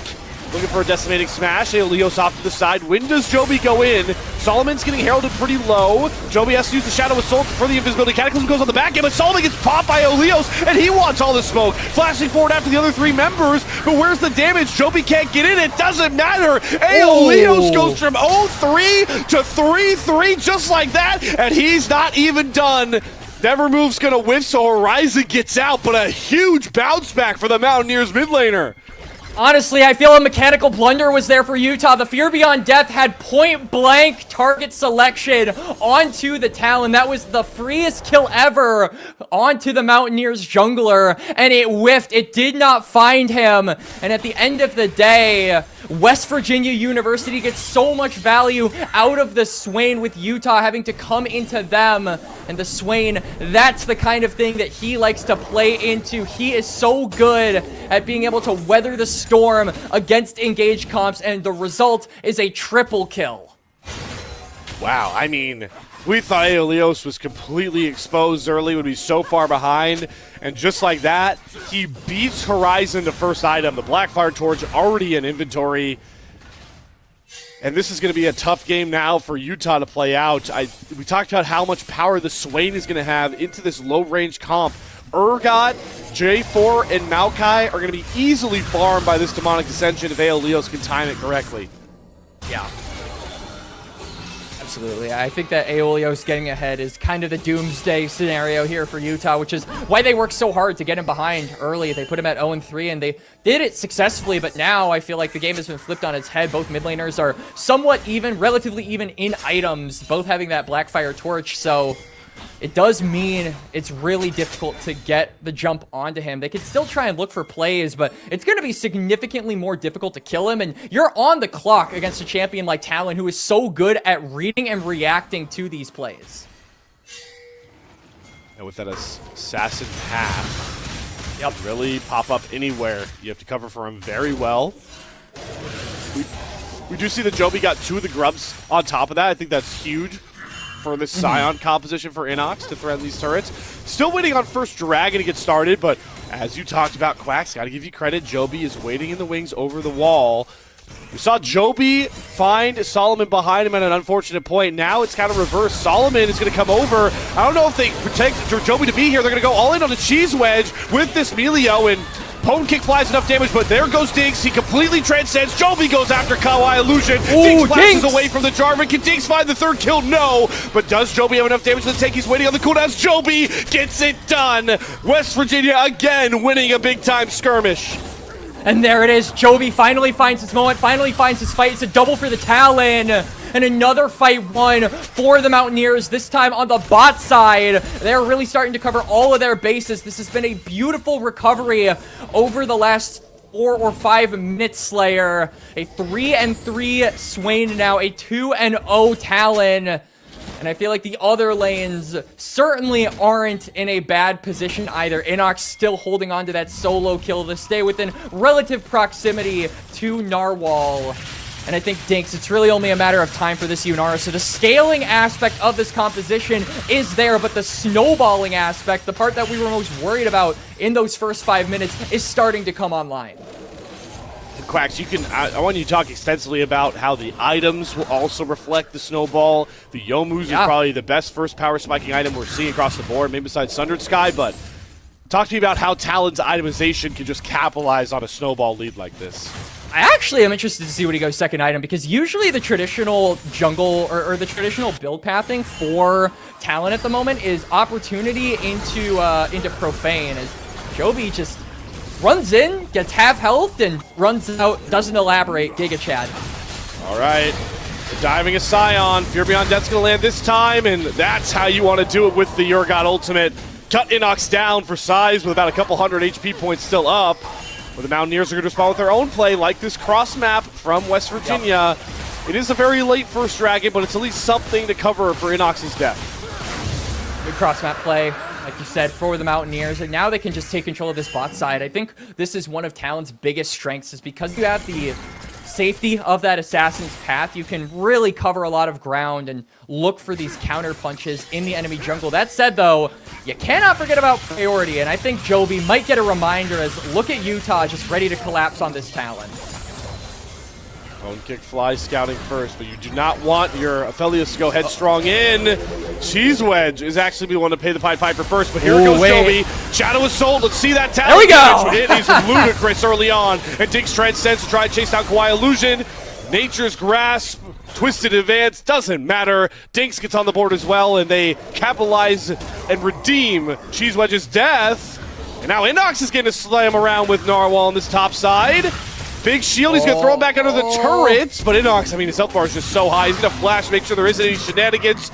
Get a load of this, Quacks. Inox is soloing out Narwhal now. Yeah, counter matchup who? Solo Bolo for the Scion. You're making Bouse proud, Inox. That's all you need to know. That's consolation enough. He doesn't have Demolish, though, so won't actually be able to threaten this tower as this pick. That's interesting. Usually you see Scion go for the Demolish, and now I think that does lose a little bit of side lane luster that we expect from this character, but it also does mean we'll probably expect him to be grouping up with his team more often than not. And I think that is probably the correct play when you are having a bot and mid lane, and now jungle, I suppose, that are all ahead of their counterparts as it stands. Saw you. Oh my god, Narwhal. All right, you know what, Narwhal? My bad, bro. Spoke too soon. He heard us talk about the solo Bolo, and he's like, I've got to reclaim my throne. I thought he was going to take it. That would have been the mental... We talk about the mental warfare of game number 1. That would have been mental warfare by Inox for game number 2. If he stole the big Krug, ooh. In your head, bro. In your head. Yep. Nope, not going to pick it up.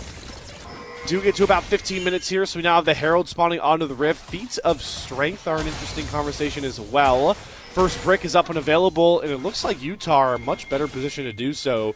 Yeah, it's going to force a TP. Someone's going to have to respond to Horizon.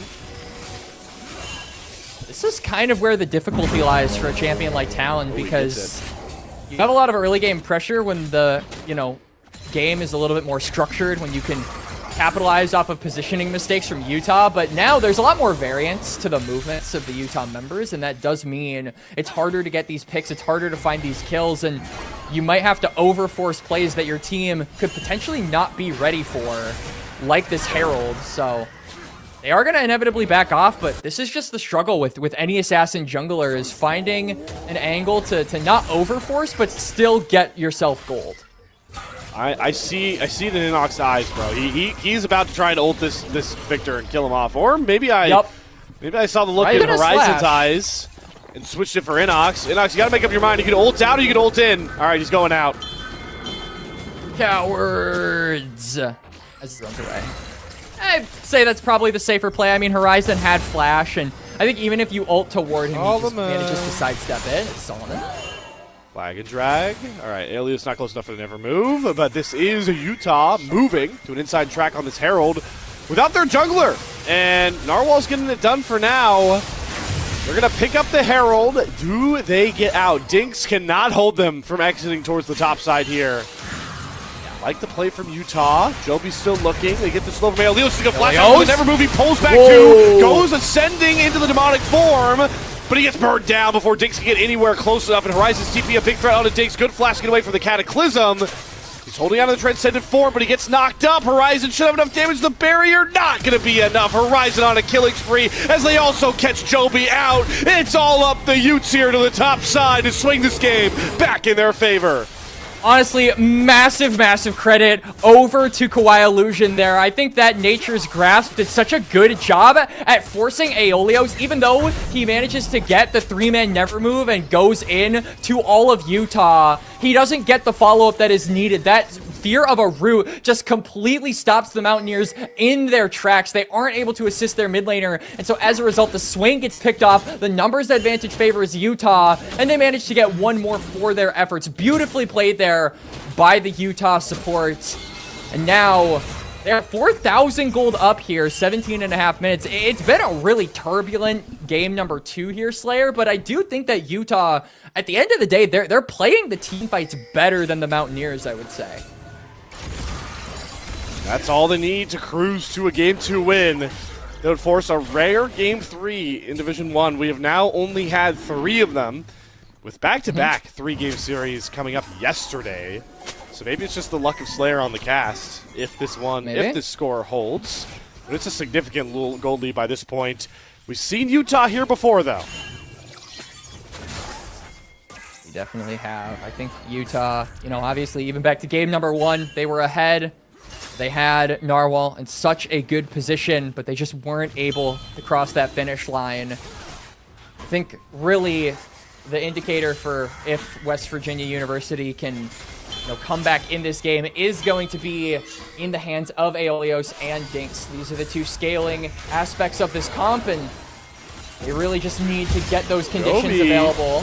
Oh, Joby. It's another great danger pass from Kawhi. Illusion, the Shadow Assault. Oh, he's going to take the path out. Joby is out of the fight alive. Aeolios thriving in the front side, but it's Narwhal's going to drop the Fear Beyond Death and pull him back in with the chains. Inox shows up playing with Unstoppable Onslaught. It's just not all on the same page right now for West Virginia. They're going in 1 by 1, and that's no way to beat this Utah Ute squad. And once again, this is the difficulty of Joby. He goes in, tries to get the damage down, makes his exit, and survives somehow, but still, you don't burn enough resources. You aren't enough of a threat that Utah have to expend so much defensive summoners in order to peel you off. They save all of that for Aeolios. They save those flashes for Inox, and they win out on the fight, and they get themselves their first Dragon Slayer. Dragon scaling is going to be a long con type of conversation in this game. Oh, yeah. But like you talked about, it really feels like scaling is on both sides of these teams. So Utah is ahead, but Urgot scales phenomenally. Victor scales phenomenally. Afelio scales on par with the Unara as well. And all of those guys are accelerated in their kits. You can just see it in the items across most of those members I mentioned. Feels really tough, I think, for the Mountaineers, particularly because, I mean, Aeolios got that early triple kill. Since then, though, hasn't gotten a ton of gold. Has not gotten another kill. Has actually died twice since then. So I think you want a chance at withstanding Utah's engage, at withstanding Utah's damage. You need to put more resources into this Swain to be able to survive that. But as we've seen over the last couple of team fights, he has just popped too quickly for the rest of his team to actually be of assistance.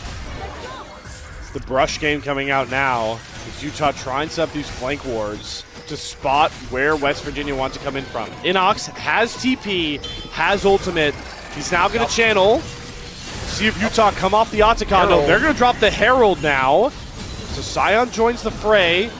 Herald's going to make, Shelly's going to make her entrance into the bot side. What do West Virginia do here? It's also worth noting that Pwnkic Fly does have red white, so the Aphelios is primed and ready for a scrap as Shelly got a concussion off of that, take them out for half the season. Somebody revoke Horizon's Ripped Herald license immediately. Yeah. Goodbye, Shelly. You didn't do much this game, but it was nice to see you. You ever think the jungle objectives get like disappointed with how we use the buffs that they grant us? Like, if we got Elder and then just immediately die, do you think the Elder is like, well, crap, I died for nothing, right? Or like Baron is the same way. Or like Otacon is like, I was supposed to have you lose the game because you were taking me and you won the game. God damn. He probably thinks that a lot if that's the case, because usually the team that gets Otacon does win the game. I wonder, right? Because what if they also get to like watch the game before they come in? Like, what if Baron knows? Yeah, they're in like a little waiting room. Yeah, like Baron knows. Crap. They're gonna start me up on spawn. I'm not even gonna get to hang out in my own pad. Dude, Otacon. If that's the case, Otacon probably knows like one sentence worth of information about everybody in the waiting room. This man, as soon as he spawns, just gets taken to the rift and right back. I feel like he just has had no time to interact with the camps in this metaphorical, imaginary waiting room because of how little time he gets on the rift. My man just immediately dies. We're in a very real waiting room though. It's the Otacon waiting room. Or it might just be them going after Pwnkic Fly. Tries to all in with the chakrams and deletes Dinks. He uses flash, uses barrier. And Pwnkic Fly subbed in, showing why he needs to be an integral piece for Utah. Yeah, absolutely. The 1v2 situation, and that's my petition to buff Assassins. That talent did no damage at all. Red, white, don't do that fight, 80 man. carry. Hey, man. You know what? That's true, but a principle is at stake here, okay? Buff Assassins. All right, so the Otacon goes over to Utah. See how Leos and Cheese Wedge try to collect some gold back with a mid-tier 1 turret, but Leos has to flash away from Kawhi Illusion, looking for that engage. He's been so sound on this Maokai, and yeah, you take that trade if you're Utah again. They are just reaping all the rewards right now. I feel like right now, West Virginia are just bleeding gold, right? They don't have their scaling win cons in a position where they can actually thrive. I think that Dinks is still a very far ways away from being a reasonable threat, as Inox now in trouble. All right, let's test that Scion passive. You're beyond death. Inox is down. Cheese Wedge cannot save him.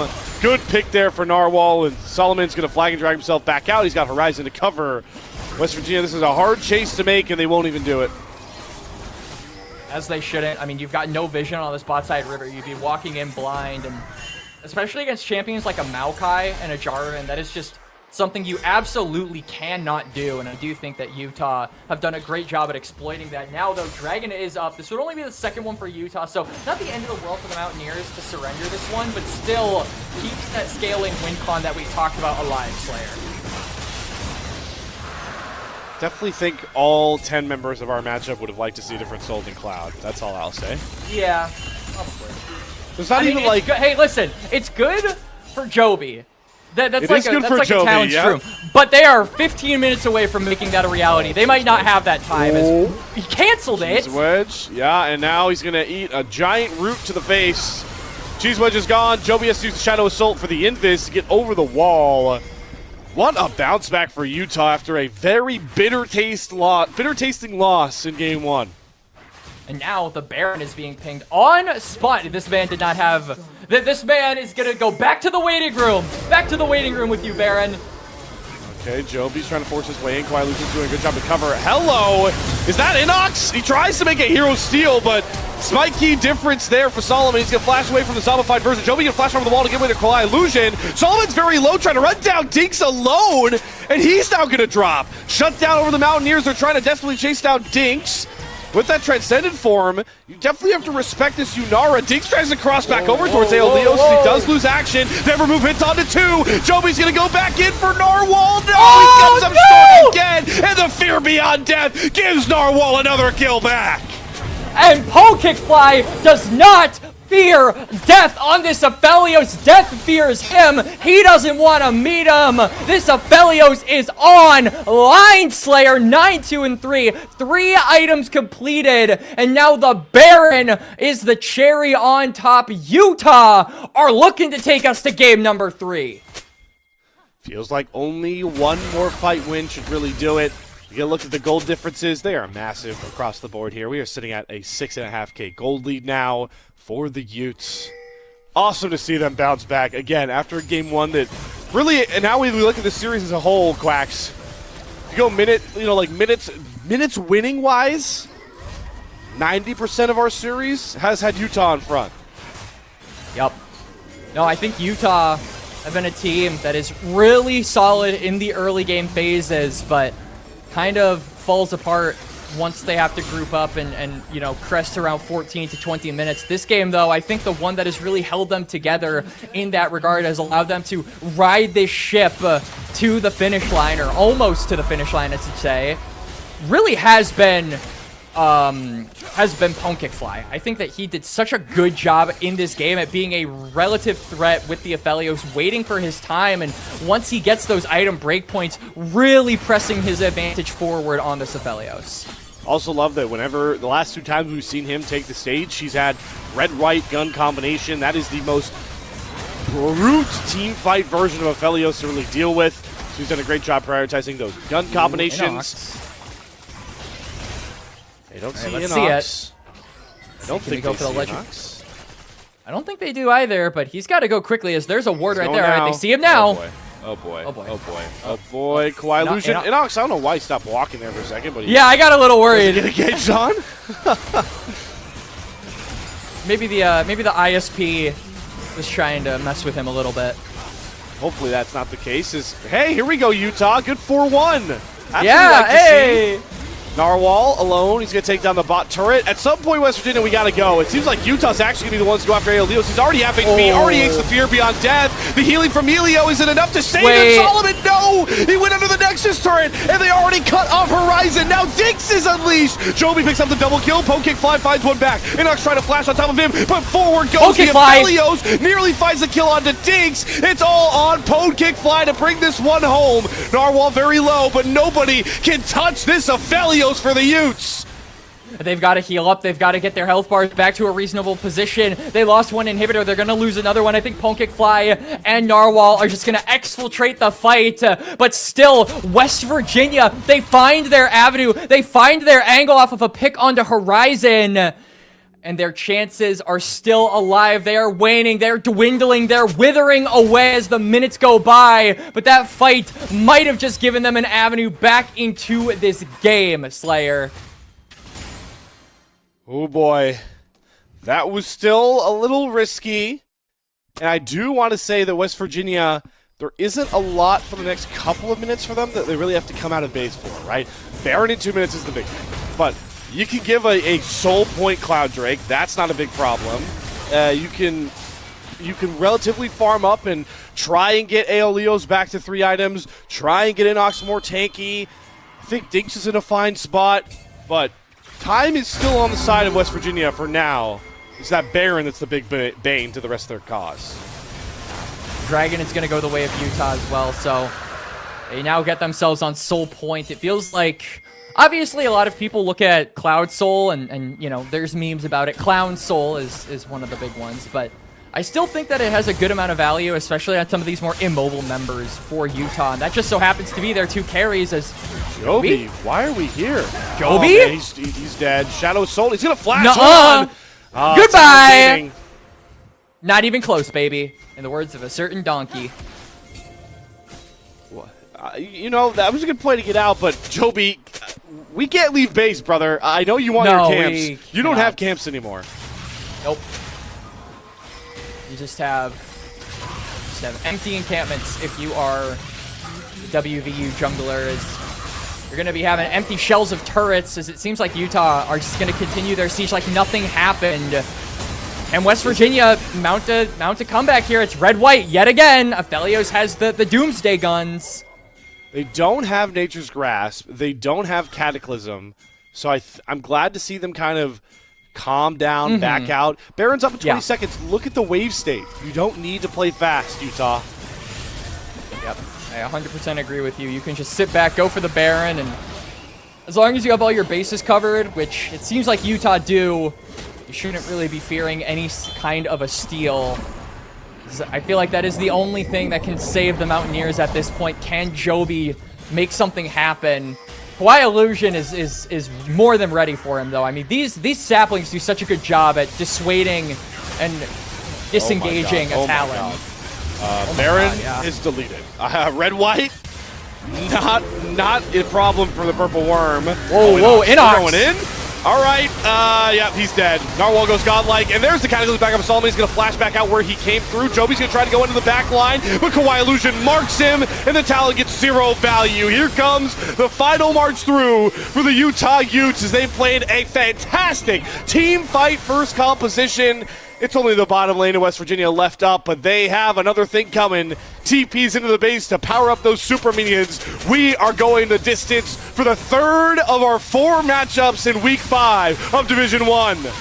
Hey man, it's Inox, it's not Outox, as the Utah are going to be going into game number 3. Slayer, they are going to try and pursue their first series win of Division 1 as they take down the Mountaineers here in game 2. Final playoff spot becomes a lot more interesting. Oh yeah. Depending on this game 3 here for Utah. Very interesting. Very, very interesting, Quacks. Yeah, for sure. I mean, honestly, I feel like, listen,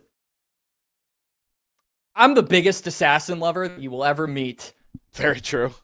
But I did not see the value in Talon that game. We talked about it in the draft as something that needs to make stuff happen in the early game, and it kind of looked like for a time in the mid game it was going to scale on up, but it just wasn't able to keep up with the scaling that Utah had drafted there in game number 2. And frankly, I feel like it is a lot better of West Virginia to just put on a more secure comp for that second game. They were playing on a knife's edge. They were forced to, and that put them in a lot of precarious situations where they were forced to fight even when they were down in conditions, down in numbers, and weren't at the same level that Utah necessarily were.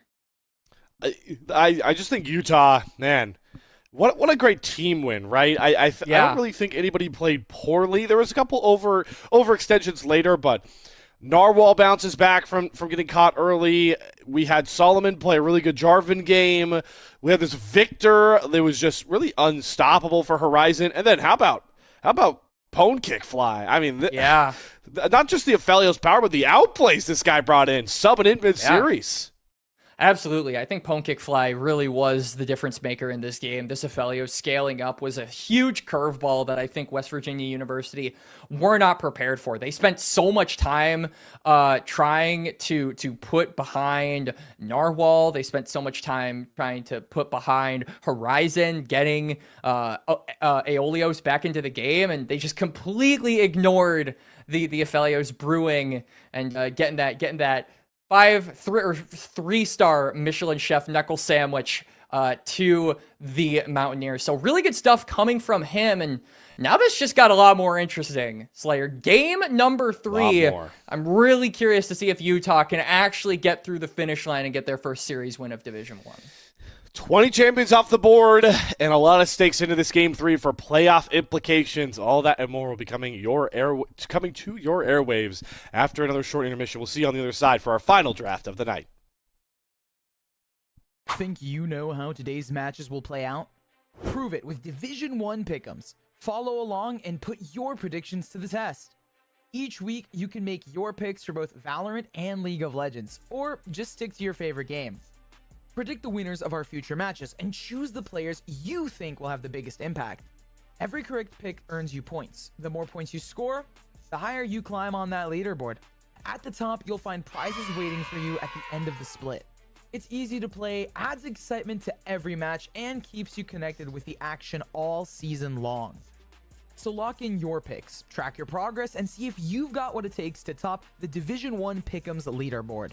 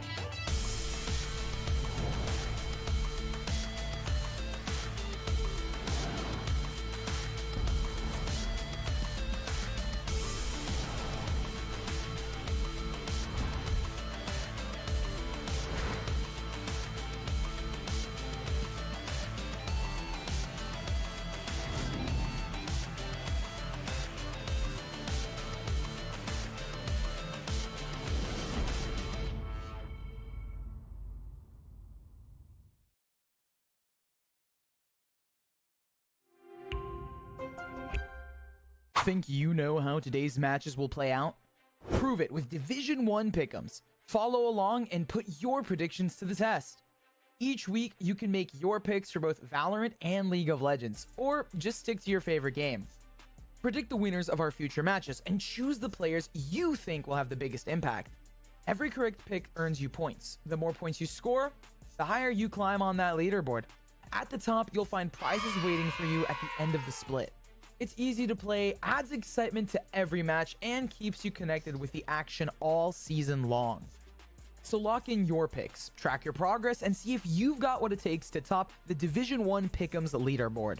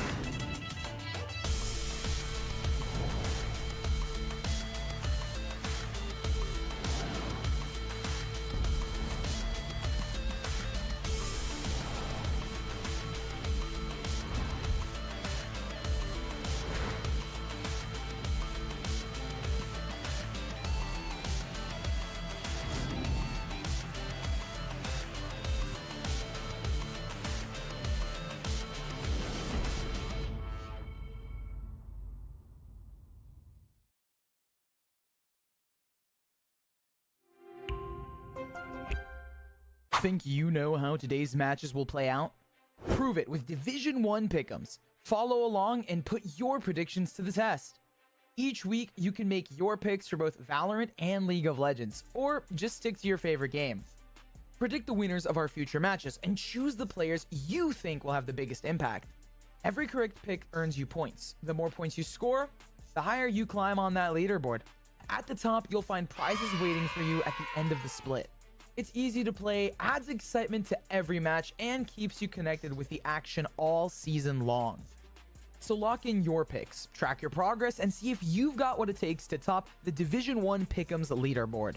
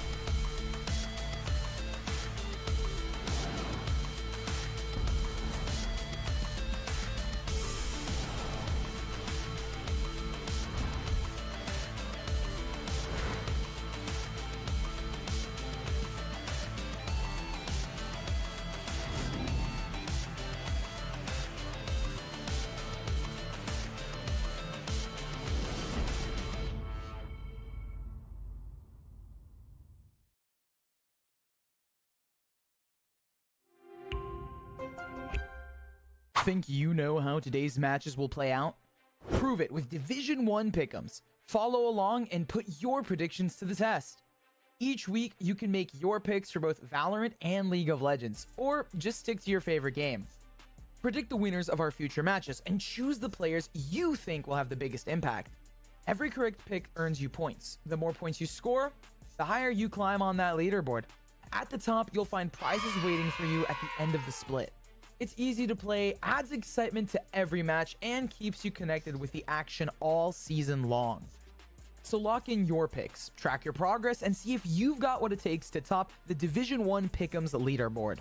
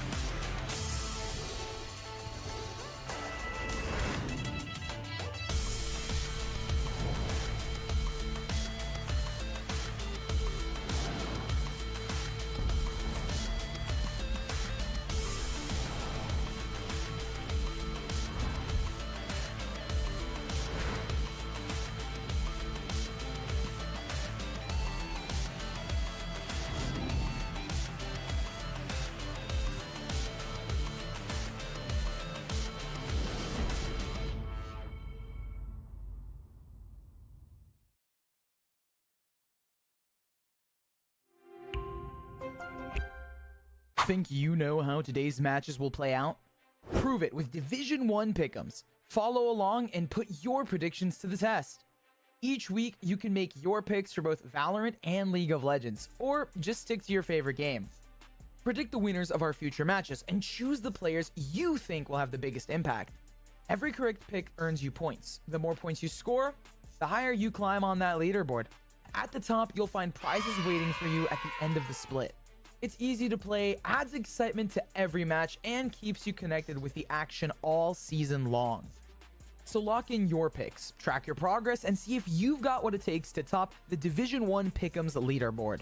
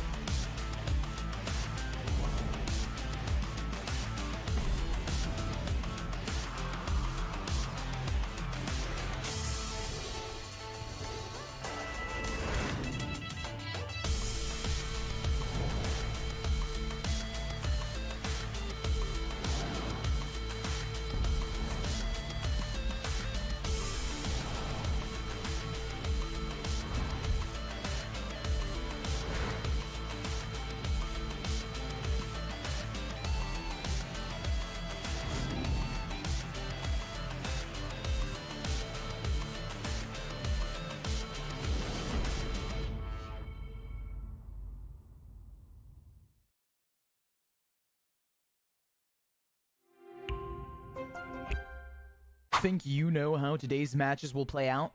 Prove it with Division 1 pick'ems. Follow along and put your predictions to the test. Each week, you can make your picks for both Valorant and League of Legends, or just stick to your favorite game.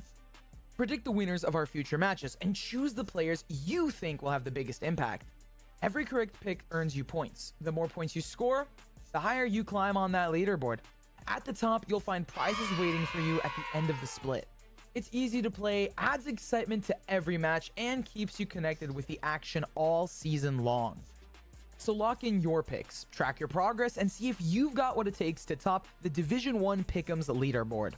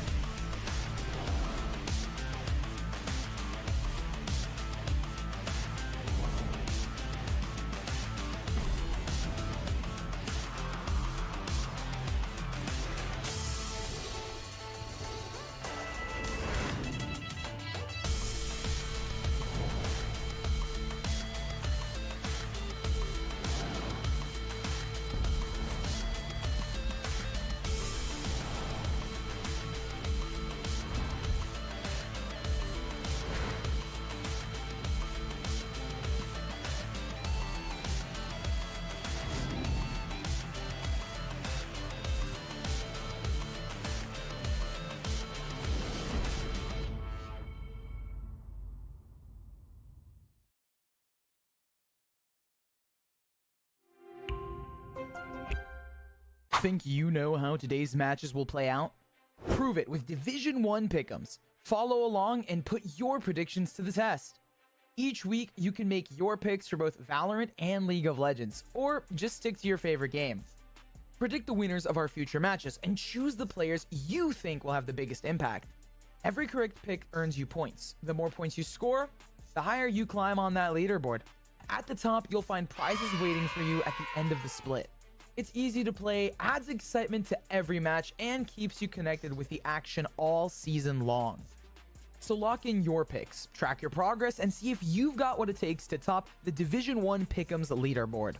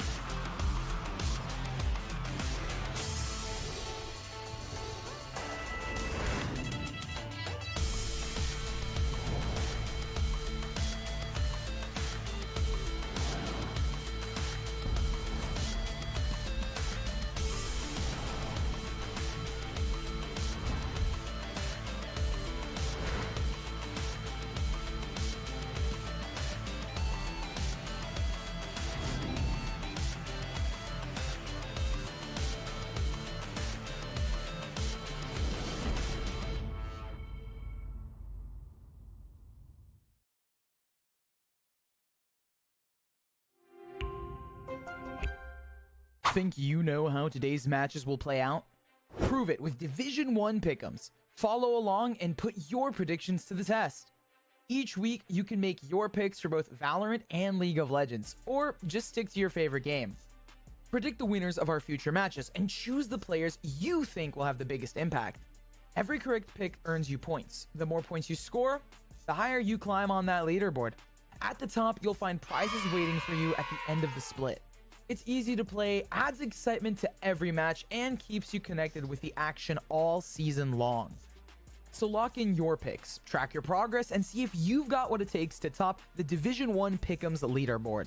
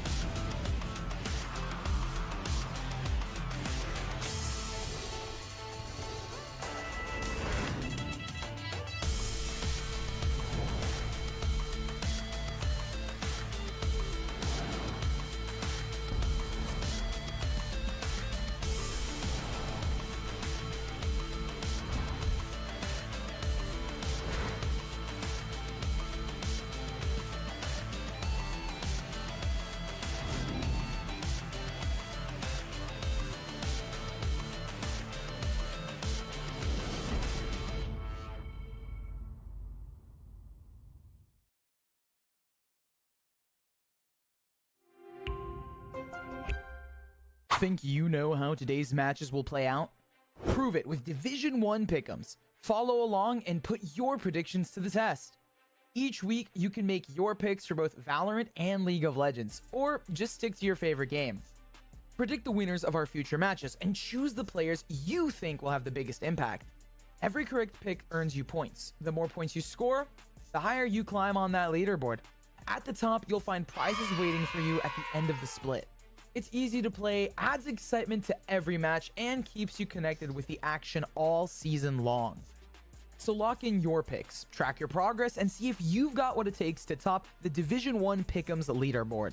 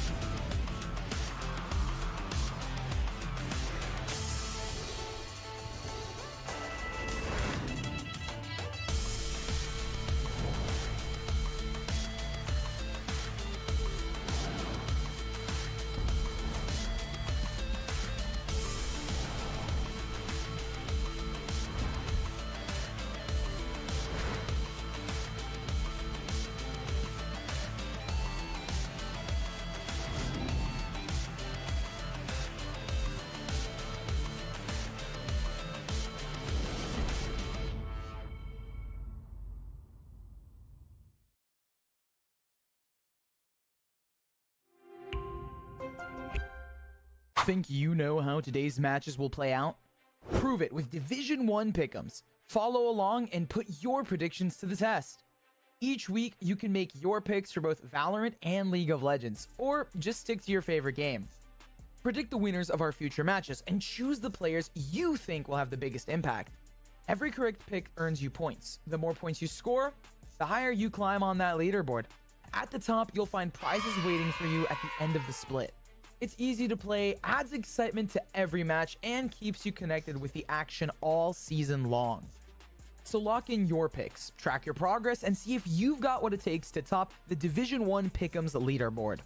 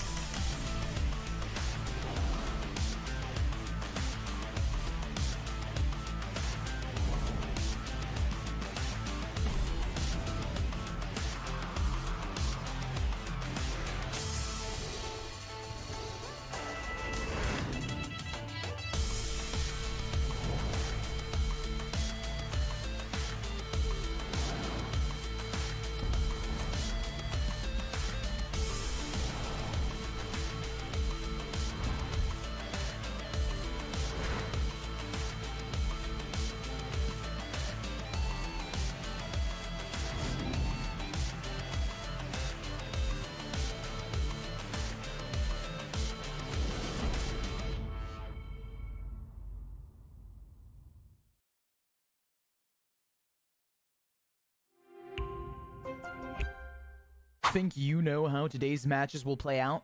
Prove it with Division 1 pick'ems. Follow along and put your predictions to the test. Each week, you can make your picks for both Valorant and League of Legends, or just stick to your favorite game. Predict the winners of our future matches and choose the players you think will have the biggest impact. Every correct pick earns you points. The more points you score, the higher you climb on that leaderboard. At the top, you'll find prizes waiting for you at the end of the split. It's easy to play, adds excitement to every match, and keeps you connected with the action all season long. So lock in your picks, track your progress, and see if you've got what it takes to top the Division 1 Pick'ems leaderboard.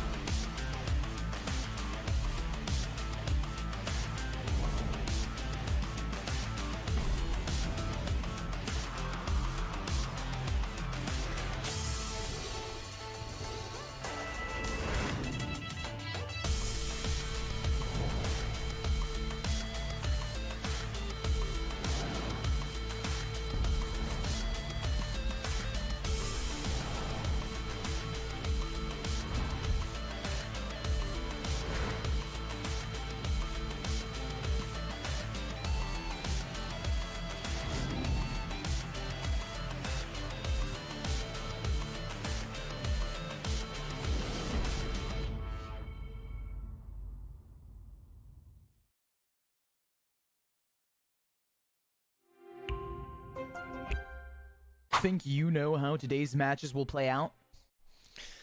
Appreciate all your patience watching from the Division 1 League of Legends YouTube stream. We are finally reaching a climactic end here to what has been a very fun series to finish off Week 5 of Division 1 League of Legends split here in the fall.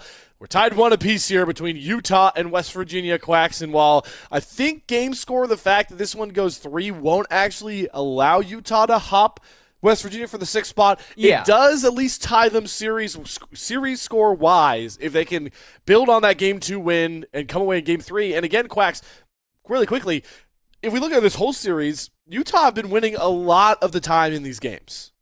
Yeah, oftentimes, especially when we look at game number 1, which they lost, it felt like they had control of that early game. They had set up correctly for those first 14 minutes, but they kind of lost the plot around that mid to late game where really it was completely on Narwhal to carry the entire game, and they kind of fumbled at the last hurdle by putting him with the rest of the team and not taking advantage of the hole breaker that was in his inventory for game number 1. Game number 2, though, I felt was a completely different story. They played better as a team. They were better as a unit. It felt like their skirmishing and their team fighting was a lot cleaner, and they played the map a lot better. So I think that this is definitely a new version of Utah, a different version of this team that we got to see in game number 2. And if they want to win this next series, they have to continue it going into game number 3. That would be really exciting for them, as they would be, I believe, tied with West Virginia University. Yeah, West Virginia would be 1-4, and then Utah would be 1-4. Then they would win that head-to-head. So they would actually shoot pretty significantly up in the standings and possibly get themselves closer and closer into that top 6 that we talk about. Because like we said at the beginning of this stream, it really is do or die time for both of these programs wanting to get further in Division 1. Well, let's hop into that final draft, Quacks, because it's going to be a very intriguing one, especially knowing how Fearless factors into our series. Yep. There below, you get a look at all the champions Fearless out of this one. I do want to point out, looks like we still will have Pwn Kick Fly in for the Utes on the blue side after an Aphelios performance we just raved about. Yeah, no, he was definitely the main character of game number 2. I felt like his performance in the mid to late game really was what put Utah over the edge in ability to actually win that game. Because obviously we talked, I think, a lot about the Victor being able to have a good early game, especially compared to the Swain, who Utah just relentlessly bullied, right? And then I also think that the Urgot kind of struggled in the early game as well. True. It really felt like it was a difficult laning phase for Narwhal, contrary to game number 1. I think that Aphelios really was the difference maker, and I do think that if they want to win this series, they are going to have to be giving Pwn Kick Fly that potential to reinvent himself going into game number 3. As we are onto the drafts, the Mountaineers continuing their same bands, just again targeting what the champion pool of Horizon indicates. So that Vlad gone, that Cass gone. Utah, though, kind of adjusting a bit. They're going for the Sivir. They don't actually ban the Xayah this time around. So maybe Dinks having an option to go for that, and who knows, maybe even pair it with a Rakan. I feel like bot lane pairings become incredibly valuable as a Fearless series go on, because they are harder and harder to come by. Big thing to watch for sure. That'd be a pretty fun R1, R2 swing if you can get it. But maybe the Xayah ban coming off, I was going to say, means that Pwn Kick Fly wants the Xayah. And they're going to use that B1 pick well. I love it. This guy played well on his patented Aphelios. Keep him on Comfort Champions. Got to think if they're going to B1 the Xayah, not ban it, is Pwn Kick Fly's call to make. But the Lovers duo has been split up. Cheese Wedge wants it, and also got to think West Virginia just want to make sure that powerful duo does not come into play. And I have to imagine they're probably going to pair it up with an AD right here on 2 as well. But the question is, I think Rakan is one of the best champions in the game when it comes to syncing up with an AD carry. He's so versatile with who he can actually be paired up with in that bot lane. This time around, they're going to go for the Misfortune, which I don't necessarily think is a bad pairing, but I do think that Misfortune is very vulnerable if you can't buy the space necessary for that bullet time to do its work. So I think on the side of Utah, what we're looking for is just any kind of disruption disruption that you can lay down. I think that Braum with his ultimate is a good solution to that, and it brings you a good amount of early game pressure. I think that Xin Zhao is also a really good answer, and it seems like Utah have it on lock that they need to disrupt this Miss Fortune's ability to be relevant in team fights, and they are drafting around that concept. Yeah, you talked about disrupt. Oh, actually, it looks like we just got the call. It is Wizward. So Pwn Kick Fly goes out. Wizward is now playing the Xayah. That is a very interesting development when we talk about the success of Utah from game to game. I think Wizward was fine in game 1, but we'll have to see if he can step in for a clutch game 3 here. Still doesn't change up the draft compositions of these two teams. K'Sante is going to be the blind here for Inox. Just prioritizing tank play. That's what he's been all about all year long, and he wants to make sure that doesn't get banned away from him in the second phase. I honestly wouldn't hate to see Narwhal, throw caution to the wind in this game. I think that there are plenty of good offensive options in the K'Sante matchup that he could go. Obviously, we talked about him at the beginning of the stream as a guy who really likes to go for those tanks, right? He played 2 games of Sion, things to Gragas, Ornn, Cho'Gath, Urgot, but he has a couple of reps on more skirmish-heavy top laners. I look at things like that Ambessa, things like that Alawi. I actually think Ambessa could be a really good response into the Miss Fortune and continuing that trend of just making Dinks' life absolute hell in the team fights once he clicks R. I was going to mention it, right? Yeah, like the Braum already knock him out of the ultimate. Xin Zhao can block all that bullet time as we had the Gwen coming through here with the K'Sante. Gwangul going to be the play here for Joby. Interesting play, but obviously we saw Joby go for something a little bit more unorthodox in game number 2 with the Talon. Didn't really work out. I think, though, this is an interesting pick because it's very contrasting to what Talon likes to do. Talon is a champion that, gets on the map early, likes to make his presence known. Gwen is the opposite. You're looking to power farm, and I feel like that kind of goes with what the Mountaineers want to do here for game number 3, where you're not looking for Miss Fortune to brawl early, you're not looking for Gwen to brawl early, you're looking to turtle up early and really unleash in that late game. And I think that Utah drafting for the Mord and the Mel, they're probably anticipating this, and so they're going for a lot of picks that can force those issues and really take over if you give them a little bit of an opportunity to do so. Really feels like Utah have a lot of lane agency in solo and topside, while West Virginia are laning full scale with their own topside, trying to play through Dinks and Cheese Wedge in this early phase on the Miss Fortune.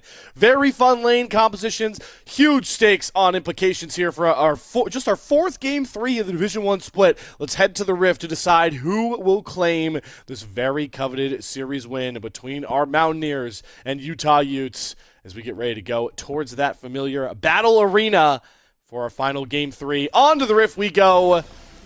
And what unique champions we have in this one. You talked about the junglers, but Mel versus Hui. You don't always get to see that come as a mid lane matchup either.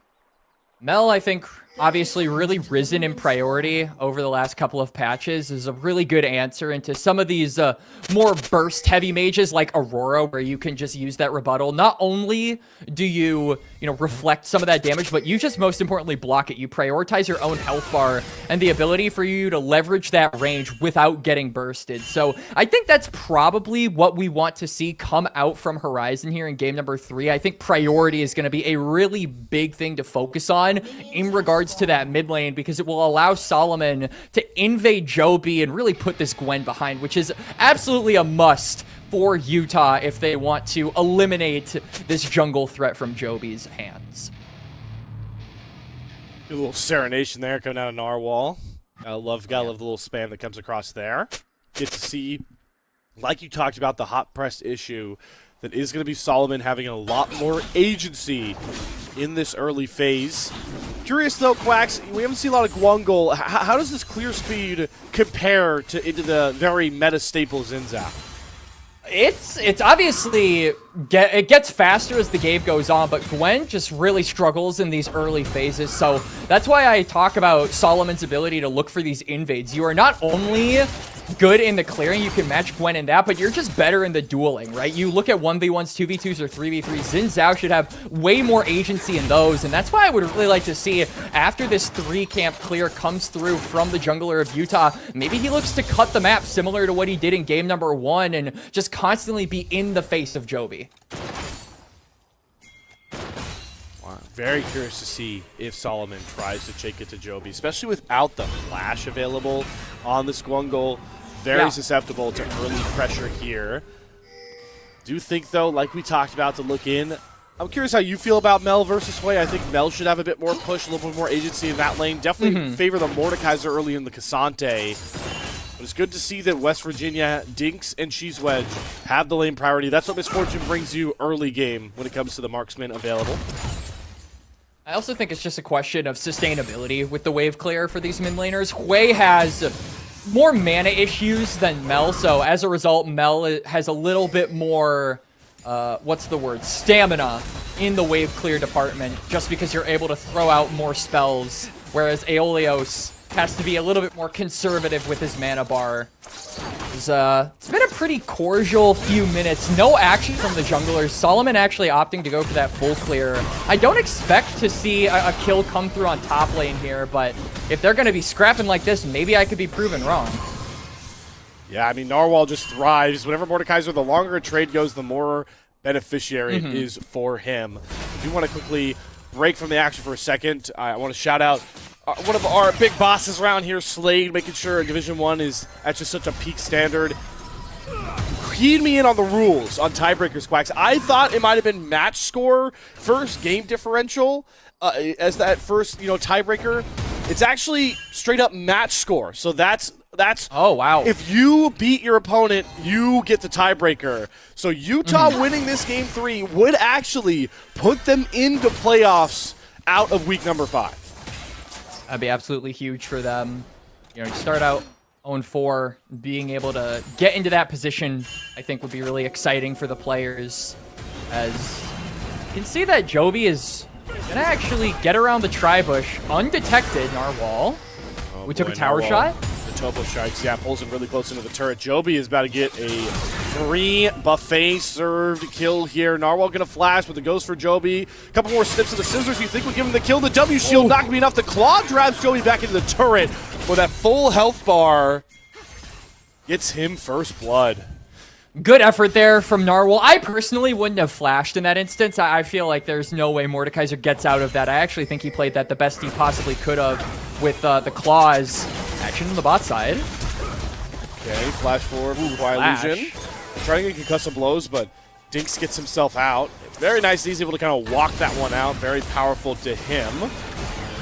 Mid laner's even scrapping here a bit here, going through full spell cycles. Good dodge on the Q there. Horizon sees that one coming in, and he's got a bit more control over the mid lane. Both mid laners really, really low, though, and I think that Jovi obviously getting that kill on the top side, good for him, but will limit his ability to make plays in the next few minutes because his health bar is below 50%. That Gwen really doesn't want to put themselves in a position where they might die. It's very much a champion where you prioritize your own conditions before looking at your lanes and attempting to assist them. As knockout for Cheese Wedge. Rom Unbreakable Shield does a lot. Dinks tries to flash through it to get to Windsward. Flash is going to be enough to get the Xayah out there, but just as we kind of predicted, outside of top lane, our mid and bot sides are going as expected from the draft. Yep. Good decision making there from Cheese Wedge. I feel like this guy has been really on top of it when it becomes a question of timing your engages. We saw this with the Neeko, right, in game number 1. I felt like he was really good with those tangle barbs, obviously thinking back to that play around the bot side where he hit 3 of them with that Neeko E. I think Rakan, though, can really exemplify his strengths and push them forward, so I'm really curious to see how he'll play this game and what kind of creative angles he'll be taking to try and start up these fights for the Mountaineers. Jovi may be playing a power farming Gwen, made stock standard for the later game phase, but I am impressed by how his early game has gone so far. Here's Solomon showing up towards this top side. He doesn't go over the wall. Inox did not get the pull over the wall, as you called out there, so he has to flash away from Solomon. Does use the Crescent Guard. Narwhal also with the Death Realm used earlier on there. Inox just going to be happy to get out of that one with his life. Good escape there from Inox. Has teleport as well, so not really fearing for missing too much, despite that play from the Utah jungler. Curiously enough, though, Solomon actually not going to attempt to steal the red buff. That is going to stand and go into the waiting arms, or waiting scissors, I should say, of Joby, as the Gwen gets himself a reset. And so far, the conditions for the Mountaineers members are really, really solid. I mean, you have flash burned from both of the Utah bot laners. I feel like Solomon hasn't been really able to get a lot of proactive plays on this Xin Zhao, which has favored this Gwen, just continuing that power farming, as we said. I think that if Utah want to, get themselves in a winning position, we really got to see Kawhi Illusion and Solomon start to make moves around the map, similar to what they did in the mid lane for that game number 2. This game 1, though, definitely has the feel of a scale-off, right? There's so many just champions that innately want to scale out of this one. Mel, Xayah, Mordekaiser. You got Gwen, Hwei, Cassante. Definitely indicative of the pace of this game. Also the fact, Quacks, that this is probably the biggest stakes game these two programs have seen ever since their inception into Division 1. Biggest game they've played so far for both squads. Ooh, good golden eclipse there to at least force Aeolios out of lane there. I think overall that is good enough for Utah at the end of the day. Because Aeolios has to reset, he surrenders control of mid and won't be there for a fight on the Grubs. I think Joby knows this as well, which is why he is just concerned with taking these camps and looking for some cross-map rebound gold, because that objective really isn't theirs for the taking. I don't really think a tower dive is possible here. We do see that Kawhi Illusion has left the bird's nest of bot lane, but this is one of the big added advantages of Xayah. You just have that ultimate. Just such a reoccurring bailout that you can use. Wizward is gonna really lean on that. Wizward will be piloting that to try and get away from Rakan engages, Cassante coming at him. It's gonna be big. So far, though, taking a look at some of these lanes, it's not we heard this before. Narwhal really getting himself a lot of headway in this top lane. He's up about a little less than 2 waves. He's going to get these clean resets in. Doesn't even have to expend his teleport to come back up here. So if we do have any fights back towards the bot side, for the time being, Narwhal can definitely make sure that Utah have the numbers advantage. You mentioned that CS difference from the top laners. Really feel like, though, that is being undercut because the same thing is happening in the jungle as, hang on. Oh, bullet time. Stun Stinks with like 1 fire of the bullet time, but guess what? Cheese Wedge, supportal combat, kills off Wizward in the background there. Barrier was up. Wizward does not commit it to try and survive the Rakan. Topside, though, action continuing. All out coming across here. Narwhal holding on to that Death Realm. It's not going to need it in a 1 versus 2. Solomon is feeding his very strong top laner. It got close, but Solomon playing through the top side, able to get himself on the board. It was close, but no Grave Cigar. Nice. I'm sorry, I had to. Yeah, that was a good one. That was a good one. Yeah.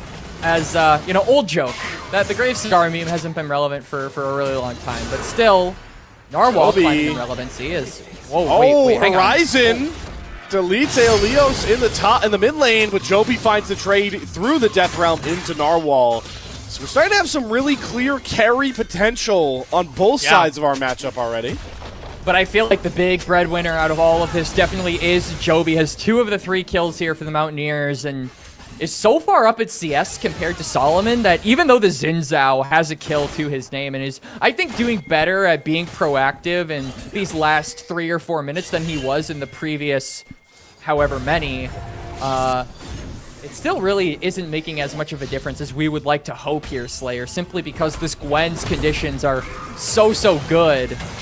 And they're going to be put to the test as we got a Dragon up here on the bot side, and all of the pings are coming through from WVU. They want to go for it. This would be really big for them because on top of the Gwen scaling, if you can add on the Dragon stacking, chef's kiss. Chef's kiss, absolutely.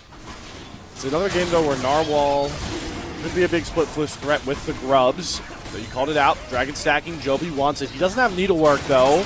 So looking to play a bit more passive. They see the move from Utah towards the mid lane, and Oh, wait. He's going to wrap that one out. They actually killed off Aeolios in that mid lane.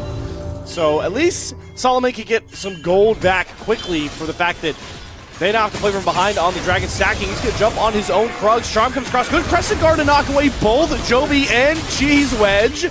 Joby trying to survive and thrive on the back end with some of that Gwen healing. What? Wizward is on the flank. The bullet time eaten up though by the unbreakable shield. They go 1 for 1. Jungler for support. Flash over the wall from Cheese Wedge as he has to leave his AD carry to die. Wizward not going to be able to chase Cheese Wedge over the Drake pit there. Things getting scrappy in the Utah jungle. But overall, Utah coming out on top. I feel like it was a mistake from the Mountaineers to look for that fight. You didn't have the needlework up at the inaugural start when you were looking for the Xin Zhao, so you kind of walk in with less firepower than Utah. Utah circle around. I think Wizward did a really good job at getting behind that misfortune and finding the damage in that fight. Good stuff from them and really good rebound as it felt like the Mountaineers were starting to grow their gold lead by a jungler. Now, though, it gets put back to a little bit closer to even, with Utah actually coasting a little bit further ahead. Yeah, you got to think that's just 3 kills on Solomon and Narwhal. Every time we've gone top, he's gotten wave shoved under there. The big thing for the gold that I want to point out, 2 plates. I think he's picked those up solo. A lot of gold in Narwhal's kit. The Rallies first, love that rush. You've got a Dashing Gwen, you got a Rakan, a Cassante. Like, these champions thrive on their mobility. Rallies is going to really kind of neuter that threat. Solomon, I like this. All right, Joby doesn't have needlework again. Has a level advantage. Has a Nashor's Tooth, a needlessly large rod, and Quacks, maybe you don't like it because he's completely picked off as Inox pulls him over the wall. Joby wants to keep going after Narwhal. Death Realm is going to be forced to 1v1 so far here. Can Inox survive enough to let Joby get back into the fight? He's going to find the kill on Inox, flashes away from Joby. Needlework is back up here. But can Joby land the slows here? He gets the 3rd proc and finds himself another clutch kill as both supports join the fray. Kawaii Illusion goes forward, Charm comes out, Glacial Fisher's not getting the knock, but not on anybody. Cheeseman is trying to charm up Horizon. The ult runs out, Smiling Despair, the Aeolios gets Kawaii Illusion cut out. And now it's only Horizon looking to try and pick up the pieces, but the Golden Eclipse Ultimate isn't going to find any kills. Joby is running away with this jungle matchup. If I had a nickel for every time a jungler in this game overplayed their hand with not good enough conditions to look for an aggressive play and ended up putting their team on the back foot, Slayer, I would have 2 nickels, which isn't a lot, but it's weird that it's happened twice, right? It is weird. It's Joby's game, though, right? I mean, 4-1, he is up. How many camps could that even be? That's like 35. Yes, a lot of camps. Mucho. That's all. What is this second item you expect to come out here? Needlessly large rod, couple spell books. Oh, thank you, Observer, toggling the gold. He's only up 900. That's pretty significant against with a late game champion versus an early game champion. We're not even at 20 minutes yet. That's pretty bad for Solomon because it's only going to get worse. Yeah, it's Joby's mess ups that really would help Utah deal with this Gwen. They were looking for a dive onto Wizward. They will not, as Kawaii Illusion with the spell book is able to TP himself back in. But looking forward here, right? I like to see that Solomon gets the Rift Herald. They're playing towards Narwhal, but there is going to be a moment later in this game where you, as Utah, have to answer these Drakes and have to go into Joby. And that's a problem. Yeah, I absolutely think that Joby is just going to run away with this game if they don't find a way to shut down this Gwen soon, as Horizon could be in trouble. Okay, Needlework slow. Joby, the chase on after. Needlework is deflected. He did it too early. Second cast, but it doesn't get enough to damage out, and Joby goes on a killing spree. Had a clutch Jax game 1 late, and he said, give me the ball and let me cook. 5-1 now on this Gwen. I mean, Joby has been cooking the entire series. He went for the Jax, and then he went for the Talon, and then he went for the Gwen. This man just cannot play conventional junglers to save his life. Probably can, just doesn't want to. And honestly, I respect that.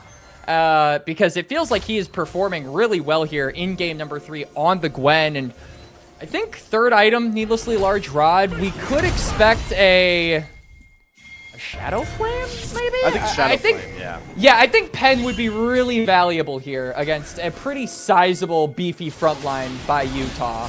As Dragon, this would be the Mountaineers' third, so on Soul Point here. And a Hextech Soul as well. Big problem for Mountaineers as Inox is trying to walk on down. Cheese Wedge goes for a full recon engage, but nobody can really follow. That's allowed Narwhal to get close enough. Joby is a little bit antsy about going back forward. The ultimate from AO Leos is forced in, but there is the Mel securing a big-time Drake. But can Utah win the rest of the fight here? Big Feather pullback goes across from Wizward. They get rid of the front line. Where is Joby trying to push out all this needlework damage? He can't do anything. There's no ways in, and Narwhal is just thriving on the backside of this fight. Again, the Utes just won't quit and find themselves right back in the driver's seat.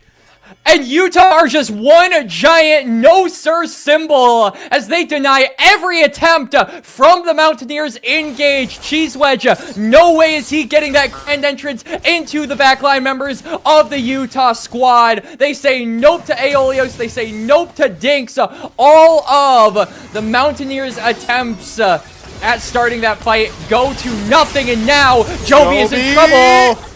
He can't. That would have been a classic Gwen outplay. 1v3, everyone in scissor range. Not going to get it. Everything's starting to crumble here for West Virginia. Yeah, West Virginia starting off strong, but falling apart in that most recent fight. This is what we said needed to happen for Utah. After that game number 1, they play as a team, they win as a team, and that has been ringing true over these last 2 games, Slayer, and now Utah, they got a while to go in terms of those Dragons. They still have to be alert and attent when taking care of that bot side objective, not to give the Mountaineers that soul point, but they are getting better and better with those items continuously funneling into their carries.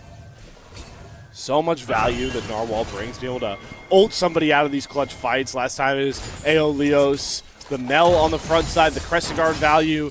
You talked about it from draft. We haven't heard a lot of Dinks because it's just so hard to get, especially this lethality sort of ultimate first build from Misfortune, any value in these fights. Yeah, Dinks has been having a really tough time. This is what we said from the draft. It's so damn difficult to get the full channel of that bullet time off when there's so many disruption tools on the side of Utah. He did it a couple of times, particularly toward that skirmish at the Raptors that I think gave the Mountaineers a way back into this game and funneled a bunch of gold into Joby. But since then, it's been a really tough task for him. Ryzen doing it all on his own right now, just trying to knock down another turret. Leo's forced completely off. Another structure going to go down here onto the side of Utah, who already picked up those feats of strength as well. They are cruising and in pretty good control with the items they've gotten. I'd like to see Solomon complete a second item, but outside of that, some real big power spikes, especially for these solo lanes. Again, Narwhal is a menace with this Liamdres, Rallies, Horizon. Also, you know, building, I would like to see he's building the item of his namesake. That's cool, Quacks. Yeah! Yeah, that's a good point. As Otacon up on the top side is really interesting to me because of how much emphasis we've put on the Dragon, right? We say it's super important for these scaling comps to get the scaling objective, but Otacon on the other side, I think, I think if you're the Mountaineers, you are probably okay giving up Otacon in favor of Soul Point. I'm going to be honest with you. I'm not really sure about Utah. I think it really is up to their own discretion, and if they can win a fight, they should just take the objective that is on the same side, but it seems like both teams don't care. They just want to posture around the objective that, I swear to God, is infamous for throwing games at this point, Slayer. Oh, I know all about it, Quacks. I do think this is... Don't you? Yep. I think this is a very similar spot to Game 1 where Narwhal is a problem matching into Inox. It's not as bad as the Yorick, but it does feel like he will continuously put pressure on that turret. So do Utah want to maybe try and force an Inox TP by starting out this Otacon? For now, they'll just control the space. I think the Narwhal's doing a good job at forcing Utah to respond to the pushing lanes. You can see that Utah are kind of forced to drop some pressure around that top side and that Otacon to react to what Dinks and Joby are doing mid. But Really, it's not going to have any meaningful effect. I think you need to use that pushing lane to try and... Yeah, okay. Here we go. I wonder if they saw Joby cross over to this bot side. The way Narwhal's playing back, I think they did spot Joby. Yeah. And that's just information so valuable to the Utes. Because now Narwhal backs up, so they don't even get him. And they get an Otacon for what? A tier 1 mid-turret? A tier 1 mid-turret, but also control of the dragon. This would be sole point for the Mountaineers as Narwhal is looking possibly for the 1v1. He has the Death Realm. He's holding on to it. Now we'll use it as Inox throws himself back in, goes all out, but that drops all of his resistances, and Narwhal gains a lot of his power. But like you called out, I want to give you credit there, Quacks. It looks like the Mountaineers were willing to trade Otacon for that huge Hextech Soul win con. I don't hate it either. I don't hate it, but now it really is just a matter of can you finish the job, right? You've got 4.5 minutes to try and make up for the adaptive force that you lost via the pedals and the XP that you lost via just the Otacon giving all of that to Utah. So I really want to start seeing Inox on that side lane. I want to continue seeing him just put pressure there. I think the same goes for Aeolios. And Joby, I think, has the most important job of all. My friend, just farm. I think for the next 4 minutes, if I see a single firefight break out that is instigated by the Mountaineers, I might crash out. I'm curious to see what this Joby back looks like. I think he... I feel like he goes Death Cap third, no? Oh, no, he's actually going to go for the Zanya. Okay. Seeker's Arm Guard. It's that one in to maybe provide him a little bit of a stasis in the middle of a sticky situation. But still not enough oomph behind a Gwen for her to go 1v9 like we always talk about. Still need time, as you're saying, with Joby. I think the silver lining for the Mountaineers is because you're so ahead in the Dragons, you can afford to maybe give one up to prioritize Gwen having better conditions for the fight. As now Narwhal maybe getting collapsed on, but look in the mid lane. It's also being reacted to. Oh, good double claw. Pulls Joby and Inox off him. He does not have Death Realm. Needlework, good flash on the Q3, R3 there. Narwhal pulls Joby back in the turn and gets the Death Realm back up in time. Hits the Q as well. Joby's desperately trying to run away. Wait, what? But Narwhal, he goes right through Inox thanks to that Death Realm, Quacks. Inox is going to find the shutdown. But what a masterful play. Narwhal has been locked in all series long for the Utes. I'm gonna crash out, Slayer! Why did they look for that fight? What? The one thing I said they didn't want to do, they immediately do it! Ah! Dinks. Solomon's got him. Lands the becomes lightning. Flashes over him, along with him. The Misfortune now down as well. Solomon looked like he wants to fight further. He has the Crescent Guard. Great block there from Kawaii Illusion. He'll happily eat up the Sprouling Despair. Dash back towards his teammate. Here comes Cheese Wedge though with Rakan. Charm. Crescent Guard comes through. And in goes Wizward. He wants all the smoke. Fear's going to land, but he has more than enough feathers to pull on back and shut down Inox. Aeolios flashing away to tell the tale of the big, bad Wizward. And the Mountaineers, they look for fights, they look for plays, they look for skirmishes, but their conditions just aren't there. The Gwen is not at 3 items. Dinks is not at 3 items. Your carries aren't in a position to fight, but they force anyway. And now Utah are on the Baron, looking to transition the pressure this brings into possibly fighting for the soul. A lot of damage from Aeolios' Quay right now, but there's no jungler to smite. The bullet time is late. Narwhal gets out. Utah have a Baron that they could use to shock the Division 1 standings. This would be such a big deal for Utah. 0-4. They win here, they tie with West Virginia, and they win the head-to-head. That would put them, like you said, in the top 6, Slayer. A huge deal for this program that is just starting to find its footing in the esports world. It's really going to come down to how can they play these mid and bot waves. Can they get the prio, the push, and can they section off the Mountaineers from this climb toward the summit of this Dragon Soul? Oh, Horizon gonna get cut out here.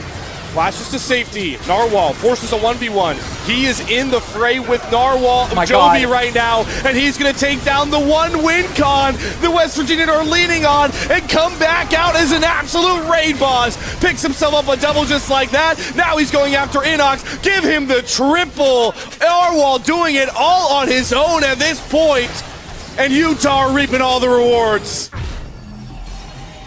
Utah win another fight. Narwhal with the clutch Death Realm, not only to section off and put Joby in a 1v1 scenario, but he also saves Horizon from getting further advanced onto by the Gwen. Now the Baron is up. The Dragon is up in 15 seconds, but that is an afterthought. We are looking at double inhibitor here for the Utah boys.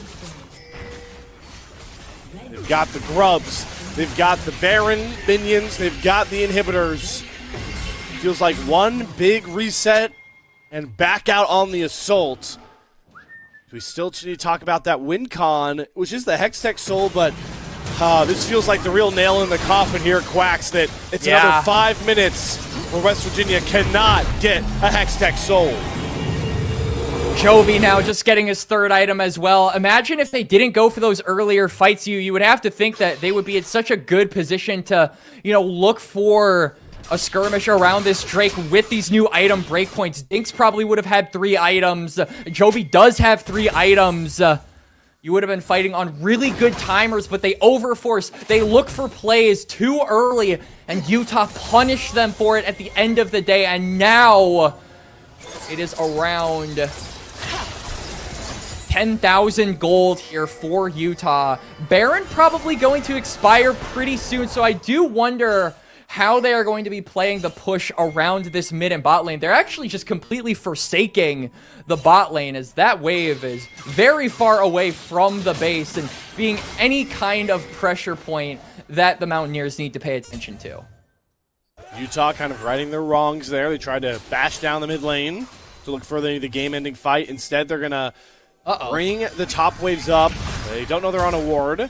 Don't know about firing that Severing Bolt. I would have maybe liked to just let him still think that they were safe there. I felt like there could have been a trap that could have been laid there, but I digress. Yeah, now that the Baron has fallen off, I think the siege from Utah just gets a whole lot harder as, guys, we got to learn from game number 1. Let's split our resources and put someone in the mid lane. Let's 4-1 like we did in game number 2. At least they got the minions behind that sort of marker, right? Supers are pouring in from the mid and bottom lane. So Joby and Dinks are answering for now.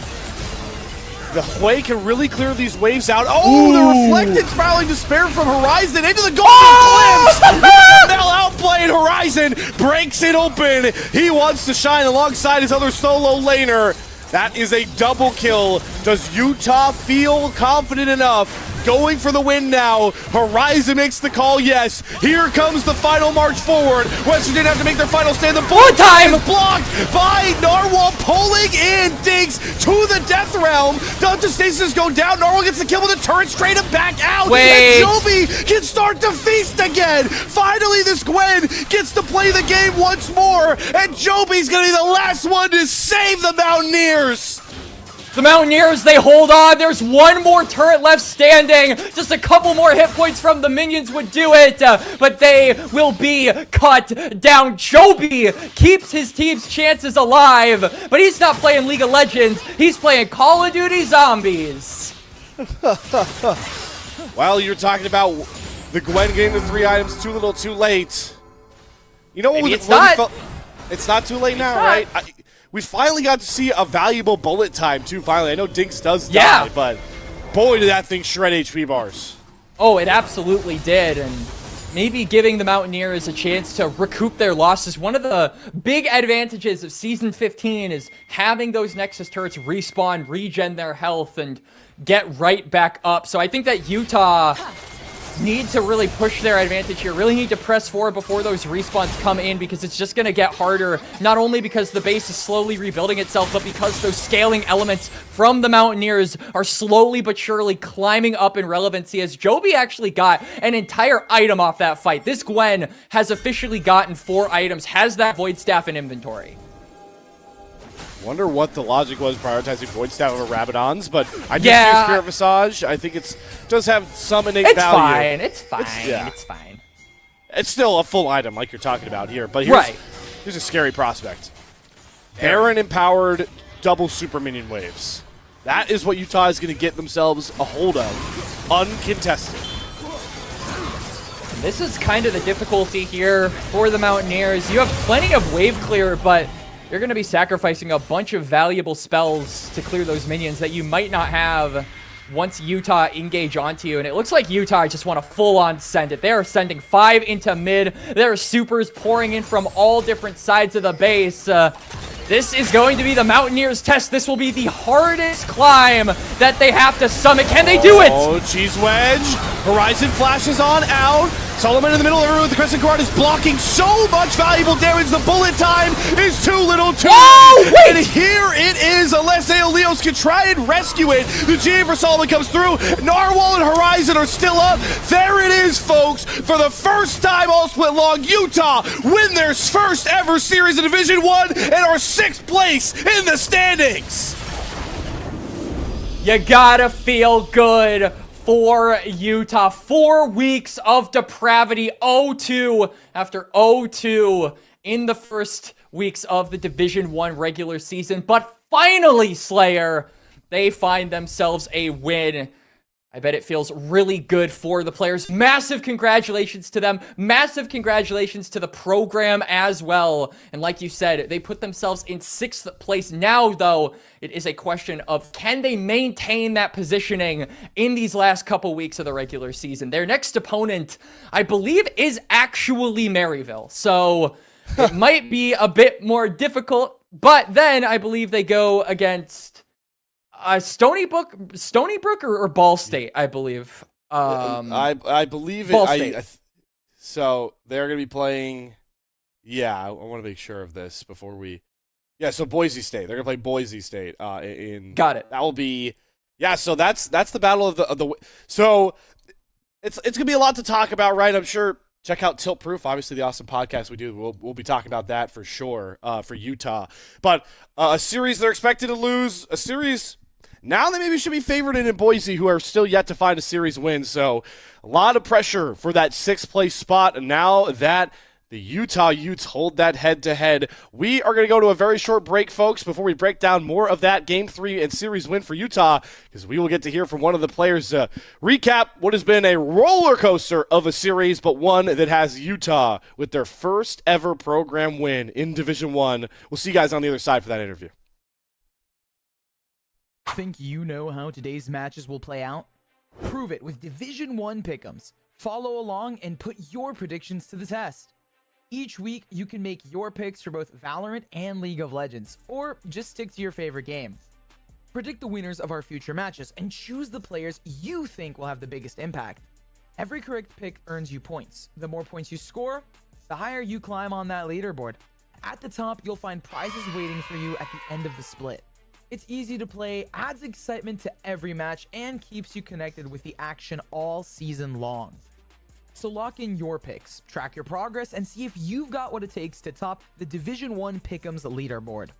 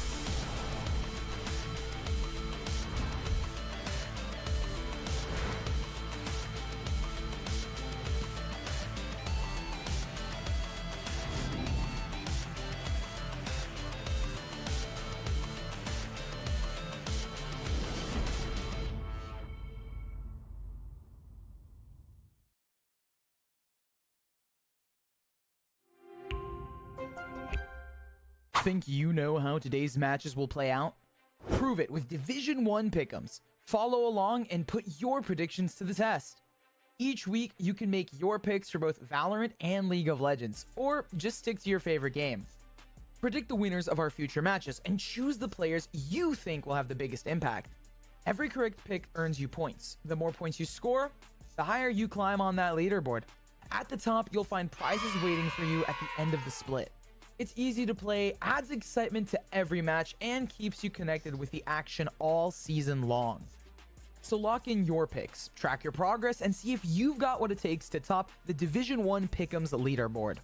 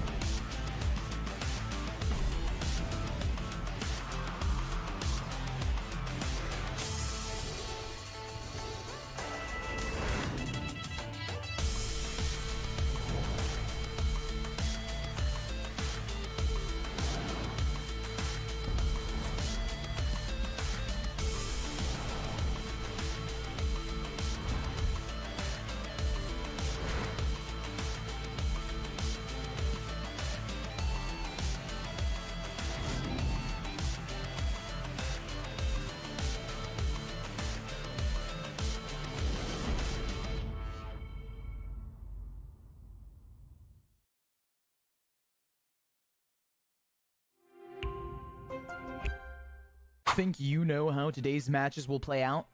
Prove it with Division 1 Pick'ems. Follow along and put your predictions to the test. Each week, you can make your picks for both Valorant and League of Legends, or just stick to your favorite game. Predict the winners of our future matches and choose the players you think will have the biggest impact. Every correct pick earns you points. The more points you score, the higher you climb on that leaderboard. At the top, you'll find prizes waiting for you at the end of the split. It's easy to play, adds excitement to every match, and keeps you connected with the action all season long. So lock in your picks, track your progress, and see if you've got what it takes to top the Division 1 Pick'ems leaderboard.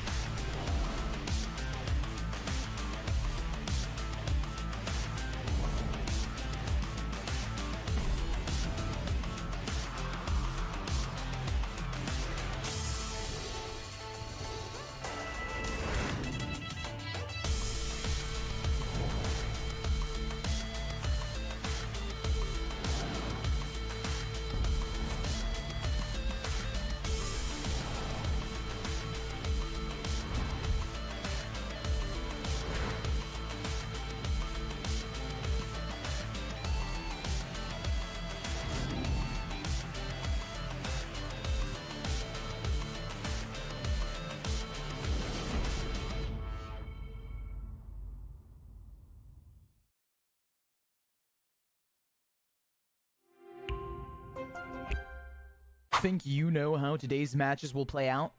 Prove it with Division 1 Pick'ems. Follow along and put your predictions to the test. Each week, you can make your picks for both Valorant and League of Legends, or just stick to your favorite game.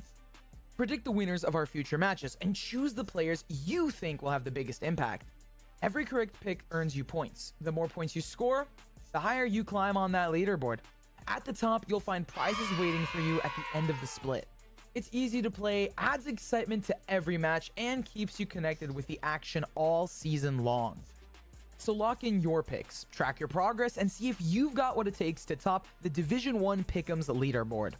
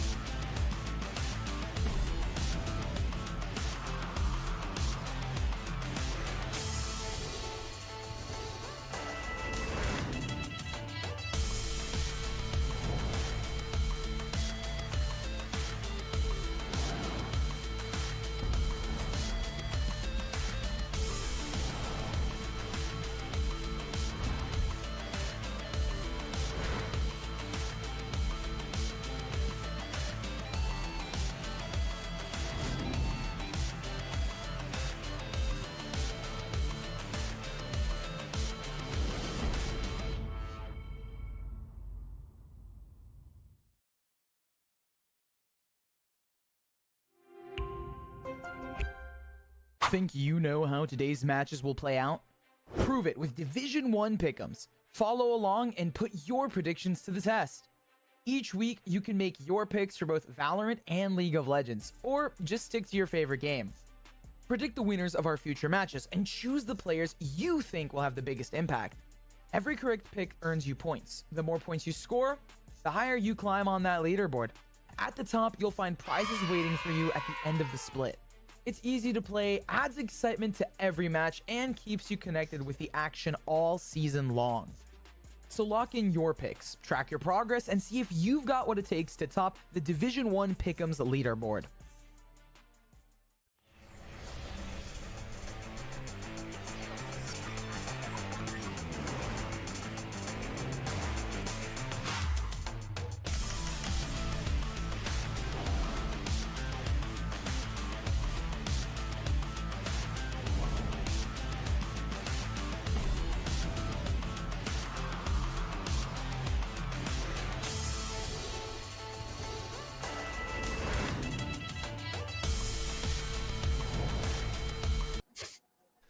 Welcome everybody back here now, set up an interview form after a long day, but it's very fun. For the first time, we get to hear from the Utah Utes League of Legends team here with our MVP of the series. Quacks, I don't know if that was your vote. Narwhal's my vote, man. So Narwhal, Absolutely. stepping on in here. First thing, my friend. I mean, just talk to me about the vibes. Getting that first series win, you were kind of balling in all three of these games. How are we feeling over there in Utah? We definitely, this was the win we needed. We definitely felt we needed a win. I mean, we've had a bit of a rough start, obviously. I mean, we had a lot of good teams like right off the bat, and now feels good to get a win finally. Feels like we're kind of finally getting the gang together, I guess. I don't know the correct term on that, but I get you. Yeah. I get what Probably- you're putting down. Yeah, it feels like as much of a important win for standings as it does like a mental win, right? Being able to show that you guys can compete with these other teams here in Division 1. And I kind of wanted to ask you guys about that because obviously looking ahead, we are sunsetting the regular season. It is getting down there. You guys are going up against Maryville next week, which is obviously the top team in Division 1. At the end of the day, what are you guys looking forward to against Maryville? Even if it isn't necessarily the most, I would say, auspicious goal, what is something that you guys are going to try and take away from that series going forward? Because after that, you go against Boise, which I think would not be too much of a hot take, saying that is a bit more of a more even matchup for you guys. I think into Maryville, it's mainly just gonna be like they're like practically a tier 2 team in this league, as not tier 2 as in like within the league, within like League of Legends ecosystem itself. Yes, They are like one of the best teams. I'm interested to see, like, I mean, to put it bluntly, where are they gonna pick at us? Where are the weaklings that they're just gonna like try and obliterate? So I'm mostly just interested to see like how exactly they win. Right. Like I won't say it's a foregone conclusion. It's a rough matchup, but like I am interested to see how exactly they want to try and win, where exactly they're going to try and like target. Like, where are they looking? Basically, that's kind of my hope, at least. Yeah, that's a great scope to look at, just like in any series, right? What do other teams think is our weakest area, and where can we sort of improve? That's a really good way to look at it. Narwhal, I want to ask you though, looking back in this series, listen, all right. The Yorick was frying, man. You were slapping Inox around, and I want to ask, like, you end up losing game 1, right? You lose 1-5 at the wrong time. I'm sure you've been there a million times. Talk to me about what the comms were like with the. Yeah, right. So tell me what the mental reset looks like for you guys. What are the comms like to kind of get you guys back ready for that game 2 after losing a game in such a kind of tragic fashion? I had to go outside. And I had to like take a breath because I'm gonna be real. I was a little boomed. We played the game went well, and then like we kind of lose all at the end because I was grouped at the wrong time. Whatever. I think it was mainly just like get back in the game, take a breath, drink some water, go to the bathroom, whatever. Just reset.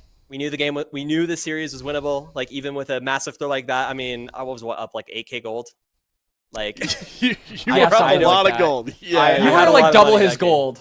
Yeah, Yorick moment. Yep. But yeah, it was go outside, take a breath, reset, run it back. We knew the series was a winning series, so yeah. Yep, touch some grass, overpowered strat. I get it. All right. As continuing a little bit of the questions around this series. I guess my kind of question to you guys is like, in the wake of prep, what were your ideas going into West Virginia University? Because obviously, I think that we went into this series thinking, okay, Dinks is probably the strongest member of West Virginia University so far and has been the guy who got them that win when they were up against Boise State. I'm kind of curious, how did you approach this team and how did you really want to play around them or play against them, I should say? I think once we got into main prepping was mostly just like improving communication. That's kind of been our big issue for a while. It's mostly just our comms can be a little rough sometimes. We've been sometimes off tempo on map rotations, or like we'll overcommit. So it's mostly just been learning to like, we don't need to greed when we're massively ahead. We do not need to greed to win the game. We can just play it safe and not just throw our lead away, which to be fair kind of happened, but we ran it back and didn't make that mistake twice. So I think it was a lot of like just a lot of like, yeah, it was, and also like since we have like 280 carries and two junglers, there's a lot of like figuring out which player is the right fit for the game. Which today was we swept around a bit, mainly like figuring out which jungle we want and like champ pool stuff. I mean, for me, it was mostly like, this looks like a game where I can play stronger side top laners. I'm going to practice more stronger side top laners, which I was playing quite a few of the. And we saw Mordekaiser. I always play Mordekaiser Urgot, but like that kind of thing. Yeah. Okay, so not overgreeding and overforcing after you win something. That's something I need to teach team I'm coaching.